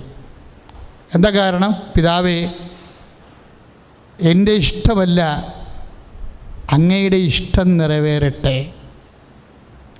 അപ്പോൾ വിൽ ഓഫ് ഗോഡാണ്, ദൈവത്തിൻ്റെ ഇഷ്ടമാണ് നമ്മളെ അതാണ് ഈശോയാണ് അത്രയും കൃത്യമായിട്ട് പറഞ്ഞിരിക്കുന്നത്. ഒരു പക്ഷേ ഏറ്റവും കൂടുതൽ നാം പഠിക്കേണ്ട ഒരു സബ്ജക്റ്റാണിത്. കാര്യം നമ്മൾ വിചാരിച്ചുകൊണ്ടിരുന്ന മുഴുവനും പാപം ഒഴിവാക്കുമ്പോൾ വിശുദ്ധി ഉണ്ടാകുമെന്നാണ്. ഈശോ എന്താ പറഞ്ഞത്? നിങ്ങൾ ആർക്കെങ്കിലും പാപം ആരോപിക്കാൻ കഴിയുമെന്ന് ചോദിച്ചില്ലേ? നിങ്ങൾ ആർക്കെങ്കിലും പാപം ആരോപിക്കാൻ കഴിയും. അപ്പോൾ ഈശോയ്ക്ക് പാപമില്ലല്ലോ. പിന്നെ എന്താണ് ഈശോ ഇപ്പോൾ പറഞ്ഞിരിക്കുന്നത്? പാപമില്ലാത്ത ഈശോ എന്നാ പറഞ്ഞിരിക്കുന്നത്? അവർ സത്യത്താൽ വിശുദ്ധീകരിക്കപ്പെടേണ്ടതിന് 7:19 അവർക്ക് വേണ്ടി ഞാൻ എന്നെ തന്നെ വിശുദ്ധീകരിക്കുന്നു. ആ വിശുദ്ധീകരണം എന്താണ്? പരമപിതാവിൻ്റെ ഇഷ്ടത്തിന് ഈശോ കീഴ്വഴങ്ങിയതാണ് ഈശോയുടെ വിശുദ്ധീകരണം. Will of God is the means of sanctification. നമ്മുടെ വിശുദ്ധി എന്ന് പറയണത് ദൈവത്തിൻ്റെ തിരുമനസ്സാണ്. പലരും നമ്മൾ ഇപ്പോൾ അത് എപ്പോഴും മനസ്സിലാക്കേണ്ടത്, നമ്മൾ ഓരോരോ ഇപ്പോൾ തോബിയാസ് ജീവിതത്തിൽ സൽപ്രവൃത്തികളും സൽകൃത്യങ്ങളൊക്കെ ചെയ്ത നീതിമാനായ സത്യത്തിൽ ജീവിച്ച മനുഷ്യനാണെന്ന് പറയുന്നുണ്ട്. പക്ഷെ അങ്ങനെ പറയുമ്പോഴും ആ മനുഷ്യൻ്റെ കണ്ണിലാണ് കാഷ്ടം വീണിട്ട് കണ്ണ് പോയത്. അപ്പോൾ ഇത്രയും വലിയ വിശുദ്ധിയോടെ അതുപോലെ തന്നെ സൽക്കർമ്മങ്ങൾ ചെയ്ത് സൽകൃത്യങ്ങൾ ചെയ്ത് ജീവിച്ച മനുഷ്യനെ എന്തുകൊണ്ടാണ് ദുരന്തങ്ങൾ ഉണ്ടായതെന്ന് ചോദിച്ചു കഴിഞ്ഞാൽ that is the will of God. Tobias വിശുദ്ധനായതുകൊണ്ട് ദൈവത്തെപ്പോലെ വിശുദ്ധനാകാൻ സത്യത്താൽ വിശുദ്ധീകരിക്കുകയാണ്. ഈശോ എന്താ പറഞ്ഞത്? മനുഷ്യനെ വിശുദ്ധീകരിക്കേണ്ടത് സത്യമാണ്. യോഹന്നാൻ 17:17 മനുഷ്യനെ വിശുദ്ധീകരിക്കേണ്ടത് സത്യമാണ്. കൽപ്പനയേക്കാൾ ഉപരി സത്യമാണ് മനുഷ്യനെ വിശുദ്ധീകരിക്കേണ്ടത്. സത്യം എന്താണ്? അങ്ങയുടെ വചനമാണുള്ള സത്യം. വചനം എന്താണ്? അത് ദൈവത്തിൻ്റെ മനസ്സാണ്. നിന്നെക്കുറിച്ചുള്ള ദൈവത്തിൻ്റെ മനസ്സാണ് നിന്നെക്കുറിച്ചുള്ള ദൈവത്തിൻ്റെ വചനം. തോബിയാസ് വ്യത്യസ്തങ്ങളായ ജീവിത മേഖലകളിലെ സൽപ്രവൃത്തികളോടെ സൽകൃത്യങ്ങളോടെ നീതിമാനായി സത്യസന്ധനായി ജീവിച്ച മനുഷ്യനാണെങ്കിലും ആ മനുഷ്യൻ്റെ ഓരോ ഘട്ടങ്ങളിലും അശനിപാതങ്ങൾ അതുപോലെ തന്നെ അപകടങ്ങൾ എല്ലാം അവകാശമോഹര്യമായി തീരുമ്പോൾ നമ്മൾ ചോദിക്കും, for what we should believe? നമ്മൾ എന്തിനു വേണ്ടി വിശ്വസിക്കണം എന്ന് നമ്മൾ ചോദിക്കും. നമ്മളിങ്ങനെയൊക്കെ ജീവിച്ചിട്ടും നമ്മളിങ്ങനെയൊക്കെ ദൈവമേ എന്ന് പറഞ്ഞ് ജീവിച്ചിട്ടും ദശാംശം കൊടുത്തിട്ടും പ്രാർത്ഥന നടത്തിയിട്ടും പള്ളിയിൽ കുർബാനയ്ക്ക് മുടങ്ങാതെ പോയിട്ടും എല്ലാ കാര്യങ്ങളും ചെയ്തിട്ടും നമ്മൾക്ക് രോഗങ്ങളാണല്ലോ എന്ന് പറയുമ്പോൾ അതാണ് നിന്നെക്കുറിച്ചുള്ള ദൈവത്തിൻ്റെ പദ്ധതിയെങ്കിൽ, അതാണ് നിന്നെക്കുറിച്ചുള്ള വചനമെങ്കിൽ സത്യമെങ്കിൽ, അതാണ് നിന്നെക്കുറിച്ചുള്ള ദൈവത്തിൻ്റെ മനസ്സെങ്കിൽ, നീ എന്തനുഭവിക്കുന്നു നിൻ്റെ മനസ്സിന് വിഖ്യാതമായിട്ട് നിൻ്റെ ജീവിതത്തിൽ നിൻ്റെ മനസ്സാക്ഷിക്കും നിൻ്റെ താല്പര്യങ്ങൾക്കും നിൻ്റെ ആഗ്രഹങ്ങൾക്കും എതിരായിട്ട് എന്ത് നിൻ്റെ ജീവിതത്തിൽ സംഭവിക്കുന്നുവോ അത് when we take the name of Jesus Christ at the will of God, you will be satisfied in the name of Jesus Christ. അവൻ്റെ നാമത്തിലാണ് നമ്മൾ അപ്പോൾ വിശുദ്ധീകരിക്കപ്പെടുന്നത്. ദൈവത്തിലെ that means what is happening? നമ്മളെ എന്താണ് വിശുദ്ധീകരിക്കണത്? ആ ദൈവത്തിൻ്റെ നമ്മളെക്കുറിച്ചുള്ള കൽപ്പനകളല്ല നമ്മളെ വിശുദ്ധീകരിക്കണത്. നമ്മുടെ ഭക്തിയും പ്രാർത്ഥനയും വിശുദ്ധിയും അതുപോലെ സുഹൃതങ്ങളും ഒന്നല്ല മനുഷ്യനെ വിശുദ്ധീകരിക്കുന്നത്. അതൊക്കെ വിശുദ്ധീകരിക്കുമ്പോഴും ദൈവവചനം കർത്താവിനെക്കുറിച്ചുള്ള കാഴ്ചപ്പാട് പങ്കുവെക്കുമ്പോഴേ അങ്ങയുടെ വചനമാണല്ലോ സത്യമെന്ന് പറയുമ്പോൾ അവർക്ക് വേണ്ടി ഞാൻ എന്നെ തന്നെ വിശുദ്ധീകരിക്കണമെന്ന് പറയുമ്പോൾ അവർക്ക് വേണ്ടി ഈശോ എങ്ങനെയാണ് വിശുദ്ധീകരിച്ചത്? വിൽ ഓഫ് ഗോഡ്, പരപിതാവിൽ അതിവിശുദ്ധനായിരുന്ന കർത്താവ് പിന്നെ എന്തിനാണ് വിശുദ്ധീകരിക്കപ്പെടണമെന്ന് പറയണത്? അതിൻ്റെ അർത്ഥം എന്താണ്? ദൈവപിതാവിൻ്റെ മനസ്സാണ് ഒരു വ്യക്തിയെ വിശുദ്ധീകരിക്കണത്. ദൈവപിതാവ് നീ വിശുദ്ധനാകാം. നീ ചിലപ്പോൾ പാപം ഒഴിവാടി ജീവിക്കുന്ന ആളാകാം, 2 ആഴ്ച കുടുംബം കുമ്പസാരിക്കുന്ന വ്യക്തിയാകാം, അതുപോലെ തന്നെ നീ ദാനധർമ്മം ചെയ്യുന്ന വ്യക്തിയാകാം, നീ സൗമ്യതയും ജ്യോത്തോഭ്യാസനെ പോലെ നീതിമാനും സത്യസന്ധനുമാകാം. പക്ഷേ നിൻ്റെ ജീവിതത്തിൽ ദൈവഹിതമായിരിക്കത്തില്ല. അത് നിന്നെ വിശുദ്ധീകരിക്കണത് ദൈവഹിതമാണെങ്കിൽ അങ്ങനെയൊക്കെ വിശുദ്ധിയോടെ നീതിയോടെ സമാധാനത്തോടെ ജീവിച്ചു പോകുമ്പോൾ തന്നെ നിൻ്റെ ഇഷ്ടത്തിന് അനിഷ്ടമായിട്ട് എന്തെങ്കിലും ഒരു ജീവിതാനുഭവങ്ങൾ നിൻ്റെ ജീവിതത്തിൽ വന്നു കഴിയുമ്പോൾ if you take it in the name of Jesus Christ, കർത്താവിൻ്റെ നാമത്തിലാണ് നമ്മൾ ദൈവത്തിൻ്റെ മനസ്സ് പോലെ, എന്നെക്കുറിച്ചുള്ള മനസ്സ് പോലെ, ദൈവത്തിൻ്റെ മനസ്സ് പോലെ ഞാൻ അക്സെപ്റ്റ് ചെയ്യണമെങ്കിൽ ആ ഒരു അശനിപാതം നിന്നെ വിശുദ്ധീകരിക്കാം. എന്താ കാര്യം? അതാണ് നിന്നെ സംബന്ധിച്ചുള്ള വചനം, അതാണ് നിന്നെ സംബന്ധിച്ചുള്ള സത്യം.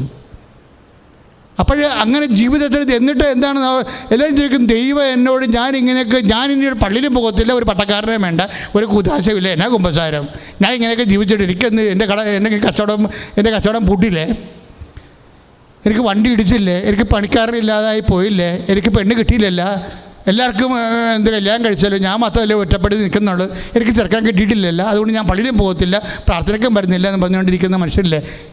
നിങ്ങൾ ഇത് കേൾക്കണം. എന്താ കാര്യം? ഈ വിഷയങ്ങളെല്ലാം നിങ്ങൾ ചെയ്തു സത്യമാണ്. നിങ്ങൾ കൃത്യമായി പള്ളിയിൽ പോയി സത്യമാണ്. നിങ്ങൾ കൃത്യമായി കുടുംബപ്രാർത്ഥന പങ്കെടുത്തു അതൊക്കെ സത്യമാണ്. നിങ്ങൾ കൃത്യമായി ദാനധർമ്മം ചെയ്തു അത് സത്യമാണ്. പക്ഷേ ആ സത്യങ്ങളൊന്നും ചിലപ്പോൾ ഒരു ദൈവഹിതത്തിനെ പോലെ നിന്നെ വിശുദ്ധീകരിക്കാൻ പോകുന്ന സത്യമല്ല. അത് സത്യമല്ലെന്ന് ഞാൻ പറഞ്ഞില്ല. ദൈവഹിതത്തിനെ പോലെ നിന്നെ വിശുദ്ധീകരിക്കാനുള്ള ക്വാളിറ്റി ഉണ്ടാകത്തില്ല. ഒരു പക്ഷേ ദൈവം നിന്നെ സമ്പൂർണ്ണമായി വിശുദ്ധീകരിക്കാൻ ഉദ്ദേശിക്കുന്നുണ്ടെങ്കിൽ നിൻ്റെ അനിഷ്ടത്തിന്, നിൻ്റെ ജീവിതം, നിൻ്റെ താല്പര്യങ്ങൾക്കെല്ലാം വ്യത്യസ്തങ്ങളായിട്ടുള്ള ദൈവ മനസ്സ് നീ സന്തോഷത്തോടെ നിറവേറ്റിയാൽ അവർ സത്യത്താൽ വിശുദ്ധീകരിക്കപ്പെടേണ്ടതിനെന്ന് ഈശോ പറഞ്ഞില്ലേ. ഈശോ വിശുദ്ധീകരിച്ചത് എന്താണ്? പരപിതാവിൻ്റെ മനസ്സ്, അപ്പാ അങ്ങയുടെ ഇഷ്ടമല്ല എൻ്റെ ഇഷ്ടമല്ല, അങ്ങയുടെ ഇഷ്ടം നിറവേറട്ടെ എന്ന് പറഞ്ഞപ്പോഴാണ് യേശു വിശുദ്ധീകരിക്കപ്പെട്ടത്. അതായത് ദൈവത്തിൻ്റെ ലെവലിലേക്ക്, ഒരു പക്ഷേ ആ ലെവലിനേക്ക് വലുതായിട്ട് കർത്താവ് ശരിക്കും നിങ്ങളും ഇതേപോലെ ചെയ്യണമെന്ന് പറഞ്ഞിട്ടുണ്ട് ഇല്ലേ? കാല് കഴുകാൻ, ഈ ഗസ്തവരിക്ക് മുമ്പ് കാല് കഴുകാൻ വേണ്ടി വന്നില്ലേ? അപ്പോൾ ഈശോ പറഞ്ഞതാണ് നിങ്ങളും ഇതുപോലെ ചെയ്യണമെന്ന്. ഞാൻ സത്യത്താൽ വിശുദ്ധീകരിക്കപ്പെട്ടതുപോലെ ഞാൻ എൻ്റെ പിതാവിൻ്റെ തിരുമനസ്സ് നിറവേറ്റിക്കൊണ്ട് അവൻ്റെ നാമത്തിലെ വിശുദ്ധിയുടെ പരമകാഷ്ഠയിൽ എത്തിയതുപോലെ നിങ്ങളും ദൈവഹിതം സ്വീകരിച്ചുകൊണ്ട്, ദൈവഹിതം അക്സെപ്റ്റ് ചെയ്തുകൊണ്ട് നിങ്ങളും വിശുദ്ധിയിലേക്ക്. അത് 13:15 യോഹന്നാൻ്റെ സുവിശേഷം 13:15. എന്തെന്നാൽ ഞാൻ നിങ്ങൾക്ക് ചെയ്തതുപോലെ നിങ്ങളും ചെയ്യേണ്ടതിന് ഞാൻ നിങ്ങൾക്കൊരു മാതൃക നൽകിയിരിക്കുന്നു. ഒരു വിശുദ്ധീകരണത്തിന് മാർഗദർശക എന്താണ്? അത് യേശുവാണ്. യേശുവിൻ്റെ മാതൃക എന്താണ്? ദൈവഹിതം നിറവേറ്റിയതാണ്. അതുകൊണ്ട് തന്നെ സ്വർഗസ്ഥനായ പിതാവെന്ന് പറയുന്നതാണ്, ആ പ്രാർത്ഥനയാണ് വിശുദ്ധിയുടെ പ്രാർത്ഥന. നമ്മൾ കുമ്പസാരത്തിന് ജപം ചെല്ലും, മനസ്താപകരണം ചെല്ലും. പക്ഷേ ഏറ്റവും ക്ലീനായിട്ടുള്ള വിശുദ്ധിയുടെ പ്രാർത്ഥന എന്താണ്? സ്വർഗസ്ഥനായ ഞങ്ങളുടെ പിതാവേ, അങ്ങയുടെ നാമം പൂജിതമാകണമേ, അങ്ങയുടെ രാജ്യം വരണമേ, അങ്ങയുടെ തിരുമനസ്സ് സ്വർഗത്തിലെ പോലെ ഭൂമിയിലുമാകണമേ. കാര്യം അങ്ങയുടെ തിരുമനസ്സ് നിറവേറ്റിയാണ് യേശു അവർക്ക് വേണ്ടി ഞാൻ എന്നെ തന്നെ വിശുദ്ധീകരിക്കണമെന്ന് പറഞ്ഞ 17-19 വചനം വ്യാഖ്യാനിച്ച് തന്നത് നമുക്ക് ജീവിതം കൊണ്ട്. അത് നമ്മളും അതുപോലെ അനുവർത്തിക്കാൻ വേണ്ടിയാണ് 13-15 യോഹന്നാൻ പറയണത്. ഞാൻ ചെയ്ത പോലെ നിങ്ങളും അതുപോലെ തന്നെ ചെയ്യാൻ വേണ്ടി ഞാൻ നിങ്ങൾക്കൊരു മാതൃകയായിരിക്കുന്നു. വിശുദ്ധിയുടെ മാതൃക.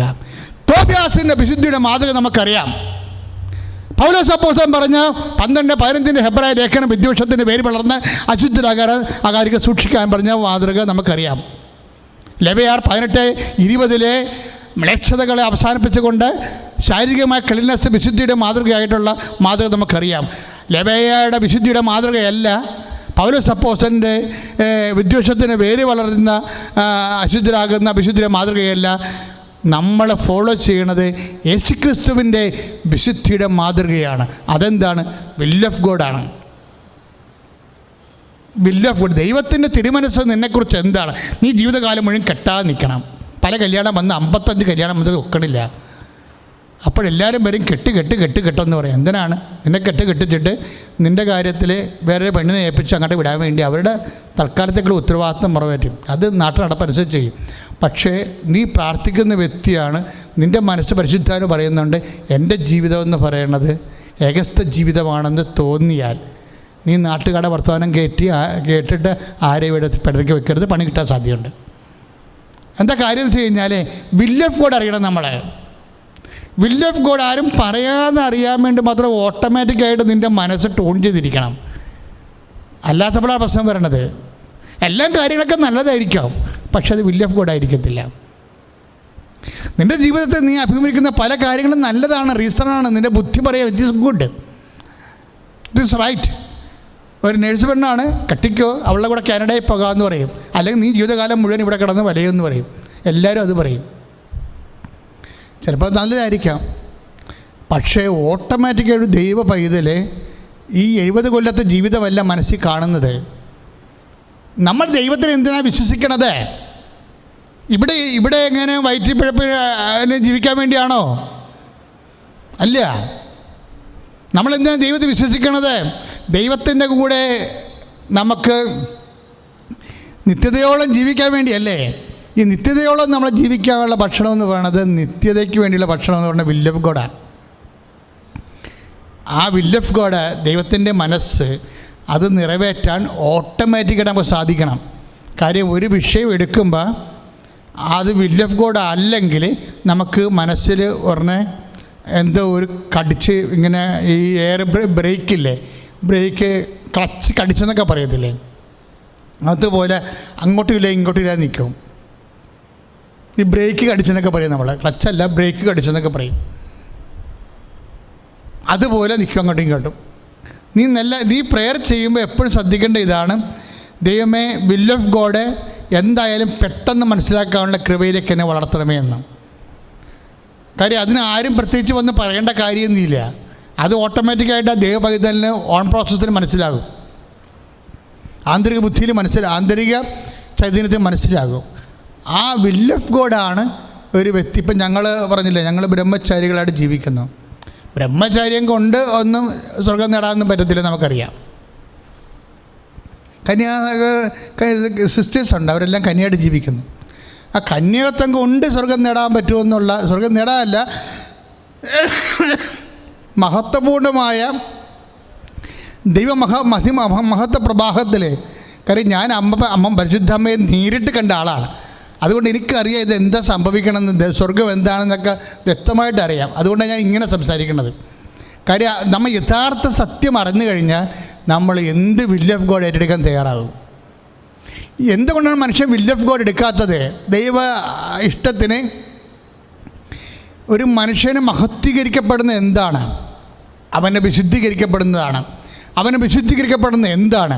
അത് അവൻ വിൽ ഓഫ് ഗോഡ് എടുക്കുന്നതാണ്, ദൈവ തിരുമനസ് എടുക്കുന്നതാണ്. അപ്പോൾ ദൈവ തിരുമനസ് എടുത്തു കഴിഞ്ഞാൽ നമുക്ക് അല്പം പോലും മനസ്സിൽ പരിശുദ്ധാത്മ ഉള്ളത് കാരണം ചാഞ്ചല്യം തോന്നത്തില്ല. ആരെല്ലാം എന്തെല്ലാം പറഞ്ഞാലും നമുക്ക് ചാഞ്ചല്യം തോന്നത്തില്ല. ഞാൻ ചെയ്ത ശരിയാണ്, അതിനിങ്ങനെ തന്നെ ഭവിഷ്യത്തൊക്കെ ഉണ്ടാകും. അത് ഞാൻ അനുഭവിക്കാൻ തയ്യാറാണ്. എൻ്റെ കർത്താവ് വിൽ ഓഫ് ഗോഡ് എടുത്തുകൊണ്ടാണ് ഈ പരുവത്തിലായിപ്പോയത്. പരപിതാവിൻ്റെ ഇഷ്ടം നിറവേറ്റത് കൊണ്ട് കർത്താവിന് ജാമ്യത്തിലാരും വിട്ടില്ല, പിടിച്ച് കുരിശത്തിറക്കേണ്ടത് ചെയ്തത്. പക്ഷെ അതിൻ്റെ ഉള്ളിൽ യെശയ്യാ പ്രവാചകൻ പറയും, അവൻ ഹോമബലിയായി സമർപ്പിക്കുമ്പോൾ തന്നെ അവൻ്റെ രക്തത്തിൽ പിറക്കാൻ പോകുന്ന അനന്തര തലമുറയെ കണ്ടിട്ട് അവൻ പ്രത്യാശ നിർഭരമായ മനസ്സാണ് കുരിശിൽ കർത്താവ് അനുഭവിച്ചതെന്ന്. ആ വിൽ ഓഫ് ഗോഡ് എടുക്കുമ്പോൾ പ്രത്യാശ മനസ്സിലുണ്ടാകും. വിൽ ഓഫ് ഗോഡ് എടുക്കുന്ന എല്ലാവർക്കും വിശുദ്ധീകരണത്തിൻ്റെ ഒരു അറിവടയാളമാണ് പ്രത്യാശ എന്ന് പറയുന്നത്. ദൈവത്തിലെ എന്തെങ്കിലും കാര്യത്തിന് നീ എന്നാണ് ക്രിസ്ത്യാനിയാകണം എന്ന് ചോദിച്ചാൽ, എന്ന് നീ പരിഭവം അവസാനിപ്പിക്കുന്നു, പരാതികൾ അവസാനിപ്പിക്കുന്നു, എന്ന് നിനക്ക് വന്നിരിക്കുന്ന വിഷയങ്ങളെ വിൽ ഓഫ് ഗോഡായിട്ട് എടുത്തിട്ട് ആന്തരിക സന്തോഷമുണ്ടാകുന്നു, അന്ന് നീ ദൈവപൈതലായി മാറും. പ്രാർത്ഥിക്കുക. കർത്താവായ ദൈവമേ, എൻ്റെ ജീവിതത്തിലെ വിശുദ്ധിയുടെ മാനദണ്ഡമായി എൻ്റെ ഈശോ ഏറ്റെടുത്ത ദൈവ തിരുമനസ് നിറവേറ്റാനുള്ള ആത്മീയ അഭിഷേകം എനിക്ക് നൽകണമേ. ഞാൻ ഏറ്റെടുത്തിരിക്കുന്ന ജീവിത രീതികളെ എന്ത് തന്നെയായാലും, വിവാഹമായാലും, സന്യസ്ത ജീവിതമായാലും, രഹസ്യ ജീവിതമായാലും, അതെല്ലാം ദൈവ തിരുമനസ്സാകുന്ന ലക്ഷ്യം നിറവേറ്റാനുള്ള മാർഗം മാത്രമാണെന്ന് വിശ്വസിച്ചുകൊണ്ട് എൻ്റെ ഭക്തിയും എൻ്റെ നീതിയും എൻ്റെ സുഹൃതവും എല്ലാം ദൈവ തിരുമനസ് നിറവേറ്റാനുള്ള എൻ്റെ പുണ്യജീവിതവും സുവിശേഷ സാക്ഷി ജീവിതവും എല്ലാം ദൈവ തിരുമനസ് തിരുമനസ് നിറവേറ്റാനുള്ള മാർഗമാണ്. ലക്ഷ്യമെന്ന് പറയുന്നത് ദൈവ തിരുമനസ്സാണ്, അത് നിറവേറ്റുന്നതാണെന്ന് ആഴമായി എന്നെ ബോധ്യപ്പെടുത്തണമേ. ശ്രുതികട ഹല്ലേലൂയ.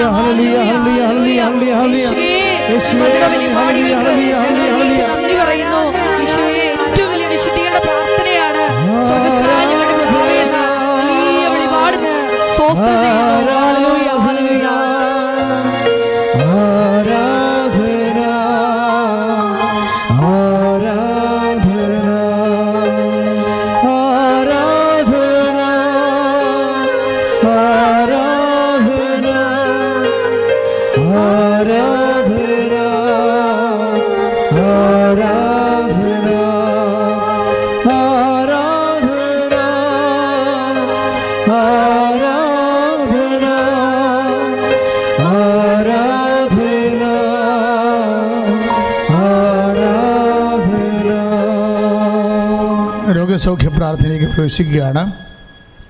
രോഗമുള്ളിടത്ത് നിങ്ങൾ കൈകൾ വെച്ച് പ്രാർത്ഥിക്കേണ്ടതാണ്. അത് വിശ്വാസപ്രമാണം ചെല്ലണം, അല്ലെങ്കിൽ സ്വർഗസ്ഥനായ പിതാവ് ചെല്ലിയാൽ മതി. രോഗമുള്ളിടത്ത് കർത്താവ് ഇപ്പോൾ നിങ്ങളെ സുഖപ്പെടുത്തുന്ന സമയമാണ്. രോഗമുള്ളിടത്ത് തൊണ്ടരോഗമുള്ളവരുണ്ടാകും. ടോൺസൈറ്റ് രോഗികൾ, തൈറോയ്ഡ് രോഗികളൊക്കെ തൊണ്ടരോഗം, നെഞ്ചുവേദനക്കാർ, കരരോഗികളൊക്കെ നെഞ്ചിൽ കൈവെക്കണം. ഉദരരോഗികൾ, പിസ്റ്റുല രോഗികൾ, PCOD രോഗികൾ, ഗർഭസ്ഥ ശിശുവുള്ളവർ, അവന് തൂക്കമില്ലാത്തവർ, ഗർഭസ്ഥ ശിശുവിനെ ഹൃദയസ്പന്ദനം കുറഞ്ഞിട്ടുള്ളവർ, വെയിറ്റ് കുറവാണെന്ന് പറഞ്ഞിട്ടുള്ളവരെല്ലാം ഗർഭിണികളെ അടിവയറ്റ് കൈവെക്കണം. പിസ്റ്റുല രോഗികൾ, അൾസർ രോഗികളൊക്കെ എല്ലാം അടിവയറ്റ് കൈവെക്കണം. വ്യത്യസ്തങ്ങളായ സ്രാവ രോഗികളുണ്ട്. ദ്വാരങ്ങളിൽ നിന്നൊക്കെ പഴുപ്പും ചോരയൊക്കെ എപ്പോഴും പുറത്തു വരുന്ന സ്രാവരോഗികൾ, അവരെല്ലാം ഇപ്പോൾ സമർപ്പിച്ച് പ്രാർത്ഥിക്കുന്ന സമയമാണ്. അവരുടെ സന്തോഷത്തോടെ സ്വർഗസ്ഥനായ പിതാവ് ചൊല്ലിക്കൊണ്ടിരുന്നാൽ മതി. കർത്താവ് അവരെ സ്പർശിച്ച് സുഖപ്പെടുത്തും. വിവാഹം ഒത്തുവരാത്തവരുണ്ട്, കുഞ്ഞുങ്ങളില്ലാത്തവരുണ്ട്, വീടില്ലാത്തവർ, അതുപോലെ തന്നെ ജോലിയില്ലാത്തവർ, വിദേശ ജോലി നഷ്ടപ്പെട്ടിട്ട് അവിടെ സാലറി ഇല്ലാതെ ജീവിക്കുന്നവരുണ്ട്, ഇവിടുന്ന് പോകാൻ വേണ്ടി പാടുപെടുന്നവരുണ്ട്. ലോക്ക്ഡൗൺ ആയത് കാരണം സമയത്ത് യൂണിവേഴ്സിറ്റിയിലോ എത്തിച്ചേരാൻ പറ്റാത്തവരുണ്ട്. അവരെല്ലാം ഈ സമയത്ത് ഓർക്കുകയാണ്. നിങ്ങൾ ആ ഉദ്യമങ്ങളിൽ നിന്ന് പിന്തിരിയരുത്. കൃപാസനത്തിൻ്റെ അമ്മ നിങ്ങളെ പ്രാർത്ഥിച്ച് നിങ്ങളുടെ യഥാർത്ഥ ലക്ഷ്യങ്ങളിലെത്തിക്കും. ഉദ്യമങ്ങളിൽ നിന്ന് പിന്തിരിയണ്ട. ഞങ്ങളിവിടെ നിങ്ങൾക്ക് വേണ്ടി പ്രാർത്ഥിക്കുകയാണ്. പുതിയ കോഴ്സ് ആരംഭിച്ചിട്ടുള്ളവരുണ്ട്, പുതിയ കോഴ്സിന് വേണ്ടി അഡ്മിഷന് വേണ്ടി പരിശ്രമിക്കുന്നവരുണ്ട്. അവരെല്ലാം ഞങ്ങൾ ഈ സമയത്ത് ഓർക്കുന്നു. പുതിയ പരീക്ഷ എഴുതുന്നവർ, റിസൾട്ട് പ്രതീക്ഷിക്കുന്നവരുണ്ട്, പുതിയ കോഴ്സിന് അഡ്മിഷൻ പ്രതീക്ഷിക്കുന്നവരുണ്ട്. അവരെല്ലാം ഞങ്ങൾ ഈ സമയത്ത് ഓർക്കുന്നു. നിങ്ങൾ സന്തോഷമായിട്ടിരിക്കണം. 10,000 പ്രാർത്ഥിച്ചിട്ടുള്ള, ഇപ്പോഴും ഉടമ്പടിയിൽ പ്രാർത്ഥിച്ചുകൊണ്ടിരിക്കുന്ന വലിയ ദൈവസന്നിധാനത്തിലാണ്. ഇക്കാലങ്ങളിൽ മനുഷ്യൻ്റെ വേദനയും ബുദ്ധിമുട്ടുകളും രോഗങ്ങളും ജീവിത ഭാരങ്ങളും എല്ലാം പരിശുദ്ധ അമ്മ വഴി ഈശോ ഏറ്റെടുക്കുന്ന ഒരു വലിയ അൾത്താരയിൽ നിന്നാണ് ഈ പ്രാർത്ഥന നിങ്ങൾക്ക് വേണ്ടി ദൈവദൃശ്യത്തിലേക്ക് അർപ്പിക്കപ്പെടുന്നത്. കുടുംബ സമാധാനം നഷ്ടപ്പെട്ടവരെ ഞങ്ങൾ ഓർക്കുന്നുണ്ട് ഇപ്പോഴേ. അതുപോലെ തന്നെ മക്കളെ പ്രതി വേഗത അനുഭവിക്കുന്നവർ, പ്രേമങ്ങളെ അകപ്പെട്ടിരിക്കുന്നവർ, അതുപോലെ പ്രേമചതിയിൽപ്പെട്ടവർ, പ്രേമത്തിൽ പിരിഞ്ഞിരിക്കുന്ന കാരണം ഭയങ്കരമായ സങ്കടങ്ങളിലും തകർച്ചയിലും വേദനിക്കുന്നവരുണ്ട്. പച്ച മലയാളത്തിൽ പറഞ്ഞു കഴിഞ്ഞാൽ തേക്കപ്പെട്ടവരുണ്ട്. ശാരീരിക ബന്ധം കഴിഞ്ഞതിന് ശേഷം ഉപേക്ഷിക്കപ്പെട്ടവരുണ്ട്. അവർ വെന്തനീറി കുടുംബങ്ങളിലും സ്വന്തം വീട്ടിലും ആത്മഹത്യയെക്കുറിച്ച് പോലും ചിന്തിക്കുന്നവരുണ്ട്. അങ്ങനെ എല്ലാവരും ഞങ്ങൾ ഈ ആൾക്കാരെ ഓർക്കുകയാണ്. നിങ്ങളെ ഇപ്പോഴും അമ്മ നിങ്ങൾക്ക് വേണ്ടി മധ്യസ്ഥം വഹിക്കും. മക്കളെ വിഷമിക്കരുത്, ഒരു കാരണവശാലും തേങ്ങരുത്. ഇത് 24 മണിക്കൂറിനുള്ളിൽ നിങ്ങളുടെ വിഷയത്തിൻ്റെ മേലും ദൈവികമായ ഇടപെടലുണ്ടാകും. ഞങ്ങളതിനു വേണ്ടിയാണ് ഈ ആരാധന നടത്താൻ പോകുന്നത്. ഇപ്പോഴും നിങ്ങൾക്ക് വേണ്ടി പ്രാർത്ഥിക്കാൻ പോകുന്നത്. കടം കയറി മുടിഞ്ഞവരുണ്ട്. അവരെല്ലാം നിങ്ങളവർക്ക് എങ്ങനെ ഞാൻ വീട്ടുമെന്നൊക്കെ നിങ്ങൾ ചിന്തിക്കും. പക്ഷെ കോടികൾ വീട്ടിട്ടുള്ളൊരു സ്ഥലത്താണ് ഞങ്ങൾ പ്രാർത്ഥിക്കുന്നത്. ഇവിടെ കോടികൾ കടങ്ങൾ വീട്ടിട്ട് തിരിച്ചു വന്ന് നന്ദി പറഞ്ഞിട്ടുള്ള സ്ഥലത്താണ് ഞങ്ങൾ നിൽക്കുന്നത്. അമ്മ പ്രത്യക്ഷപ്പെട്ട ഇടത്തു നിന്നാണ് ഞങ്ങൾ പ്രാർത്ഥിക്കുന്നത്. അതുകൊണ്ട് എൻ്റെ മക്കൾ സന്തോഷമായിട്ടിരിക്കണം. അതുപോലെ തന്നെ അകത്ത് ശരീരത്തിൻ്റെ ഉള്ളിലെ സിസ്റ്റ് രോഗികൾ, ക്യാൻസർ രോഗികൾ, ശ്വാസകോശം മുഴുവൻ കോവിഡായി പോയവർ, കോവിഡ് കഴിഞ്ഞതിന് ശേഷവും ശ്വാസം എടുക്കും പ്രയാസമുള്ള രോഗികൾ, അവിടെ ശ്വാസകോശം കഴുകപ്പെടുന്ന സമയമാണ്. നെഞ്ചിൽ കൈവച്ചാൽ മതി നിങ്ങൾ. അവിടെ ശ്വാസകോശം കഴുകപ്പെടുന്ന സമയമാണ്. നിങ്ങൾ ആരെങ്കിലും വെന്റിലേറ്ററായിട്ട് ബോധക്കേട് വന്നു പോയിട്ടുണ്ടെങ്കിൽ നിങ്ങൾ അവർക്ക് വേണ്ടി, നിങ്ങളുടെ ബന്ധുക്കൾക്ക് വേണ്ടി നെഞ്ചത്ത് കൈവച്ച് പ്രാർത്ഥിച്ചാൽ മതി. അവർ ICUവിലായാലും വെന്റിലേറ്ററായാലും ഇപ്പോഴും കർത്താവ് സ്പർശിക്കുക അവരെ. കർത്താവേ, നിൻ്റെ അമ്മ പരിശുദ്ധമ്മ ദേവമാതാവ് പ്രത്യക്ഷപ്പെടാൻ വേണ്ടി ഈ അൾത്താർ നീ തിരഞ്ഞെടുത്തതാണ്. തീർച്ചയായിട്ടും ഈശോ, ഈ അൾത്താരെക്കുറിച്ച് നിനക്ക് സ്വപ്നങ്ങളുണ്ട്. ഈ അൾത്താറിൽ ആശ്രയിക്കുന്നവരെക്കുറിച്ച് നിനക്ക് സ്വപ്നങ്ങളുണ്ട്. കർത്താവ് നിന്റെ വലതുകരം നീട്ടണമെന്ന് പ്രാർത്ഥിക്കുന്നു. കർത്താവ് നിന്റെ പൗരോഹിത്യത്തെ അങ്ങ് മഹത്വപ്പെടുത്തണമെന്ന് പ്രാർത്ഥിക്കുന്നു. കർത്താവ് സഭയിലുള്ള സാന്നിധ്യം പ്രകടമാക്കണം പ്രാർത്ഥിക്കുന്നു. എൻ്റെ കർത്താവിൻ്റെ ഉന്നതമായ നാമത്തിൽ 35 വർഷത്തെ പൗരോഹിത്യം കൊണ്ട് ഞാൻ ശുശ്രൂഷിച്ച് എൻ്റെ കർത്താവിൻ്റെ ഉന്നതമായ നാമത്തിൽ സഭയുടെ അധികാരത്തെ കുറിച്ചിൻ്റെ അടയാളത്തിൽ ദൈവശക്തിയാൽ ഇപ്പോൾ ആരെല്ലാം പ്രാർത്ഥിക്കുന്നു അവരെല്ലാം ദൈവത്തിൻ്റെ ശക്തിയും ദൈവത്തിൻ്റെ സൗഖ്യവും അനുഭവിക്കട്ടെ.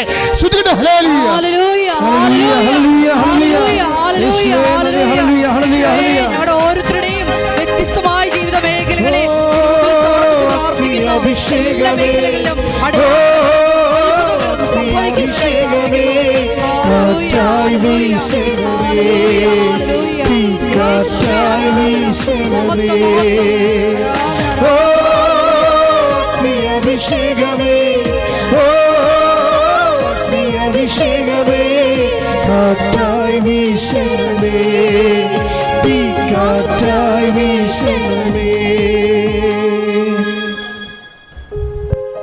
ഏറ്റു പ്രാർത്ഥി. കർത്താവായ ദൈവമേ, അങ്ങയുടെ വിശുദ്ധ രക്തത്താൽ ഉള്ളം കാലം മുതലേ ഉച്ചവരെ കഴുകണമേ. കർത്താവേ, ശ്വാസകോശ രോഗികള്, രോഗികള്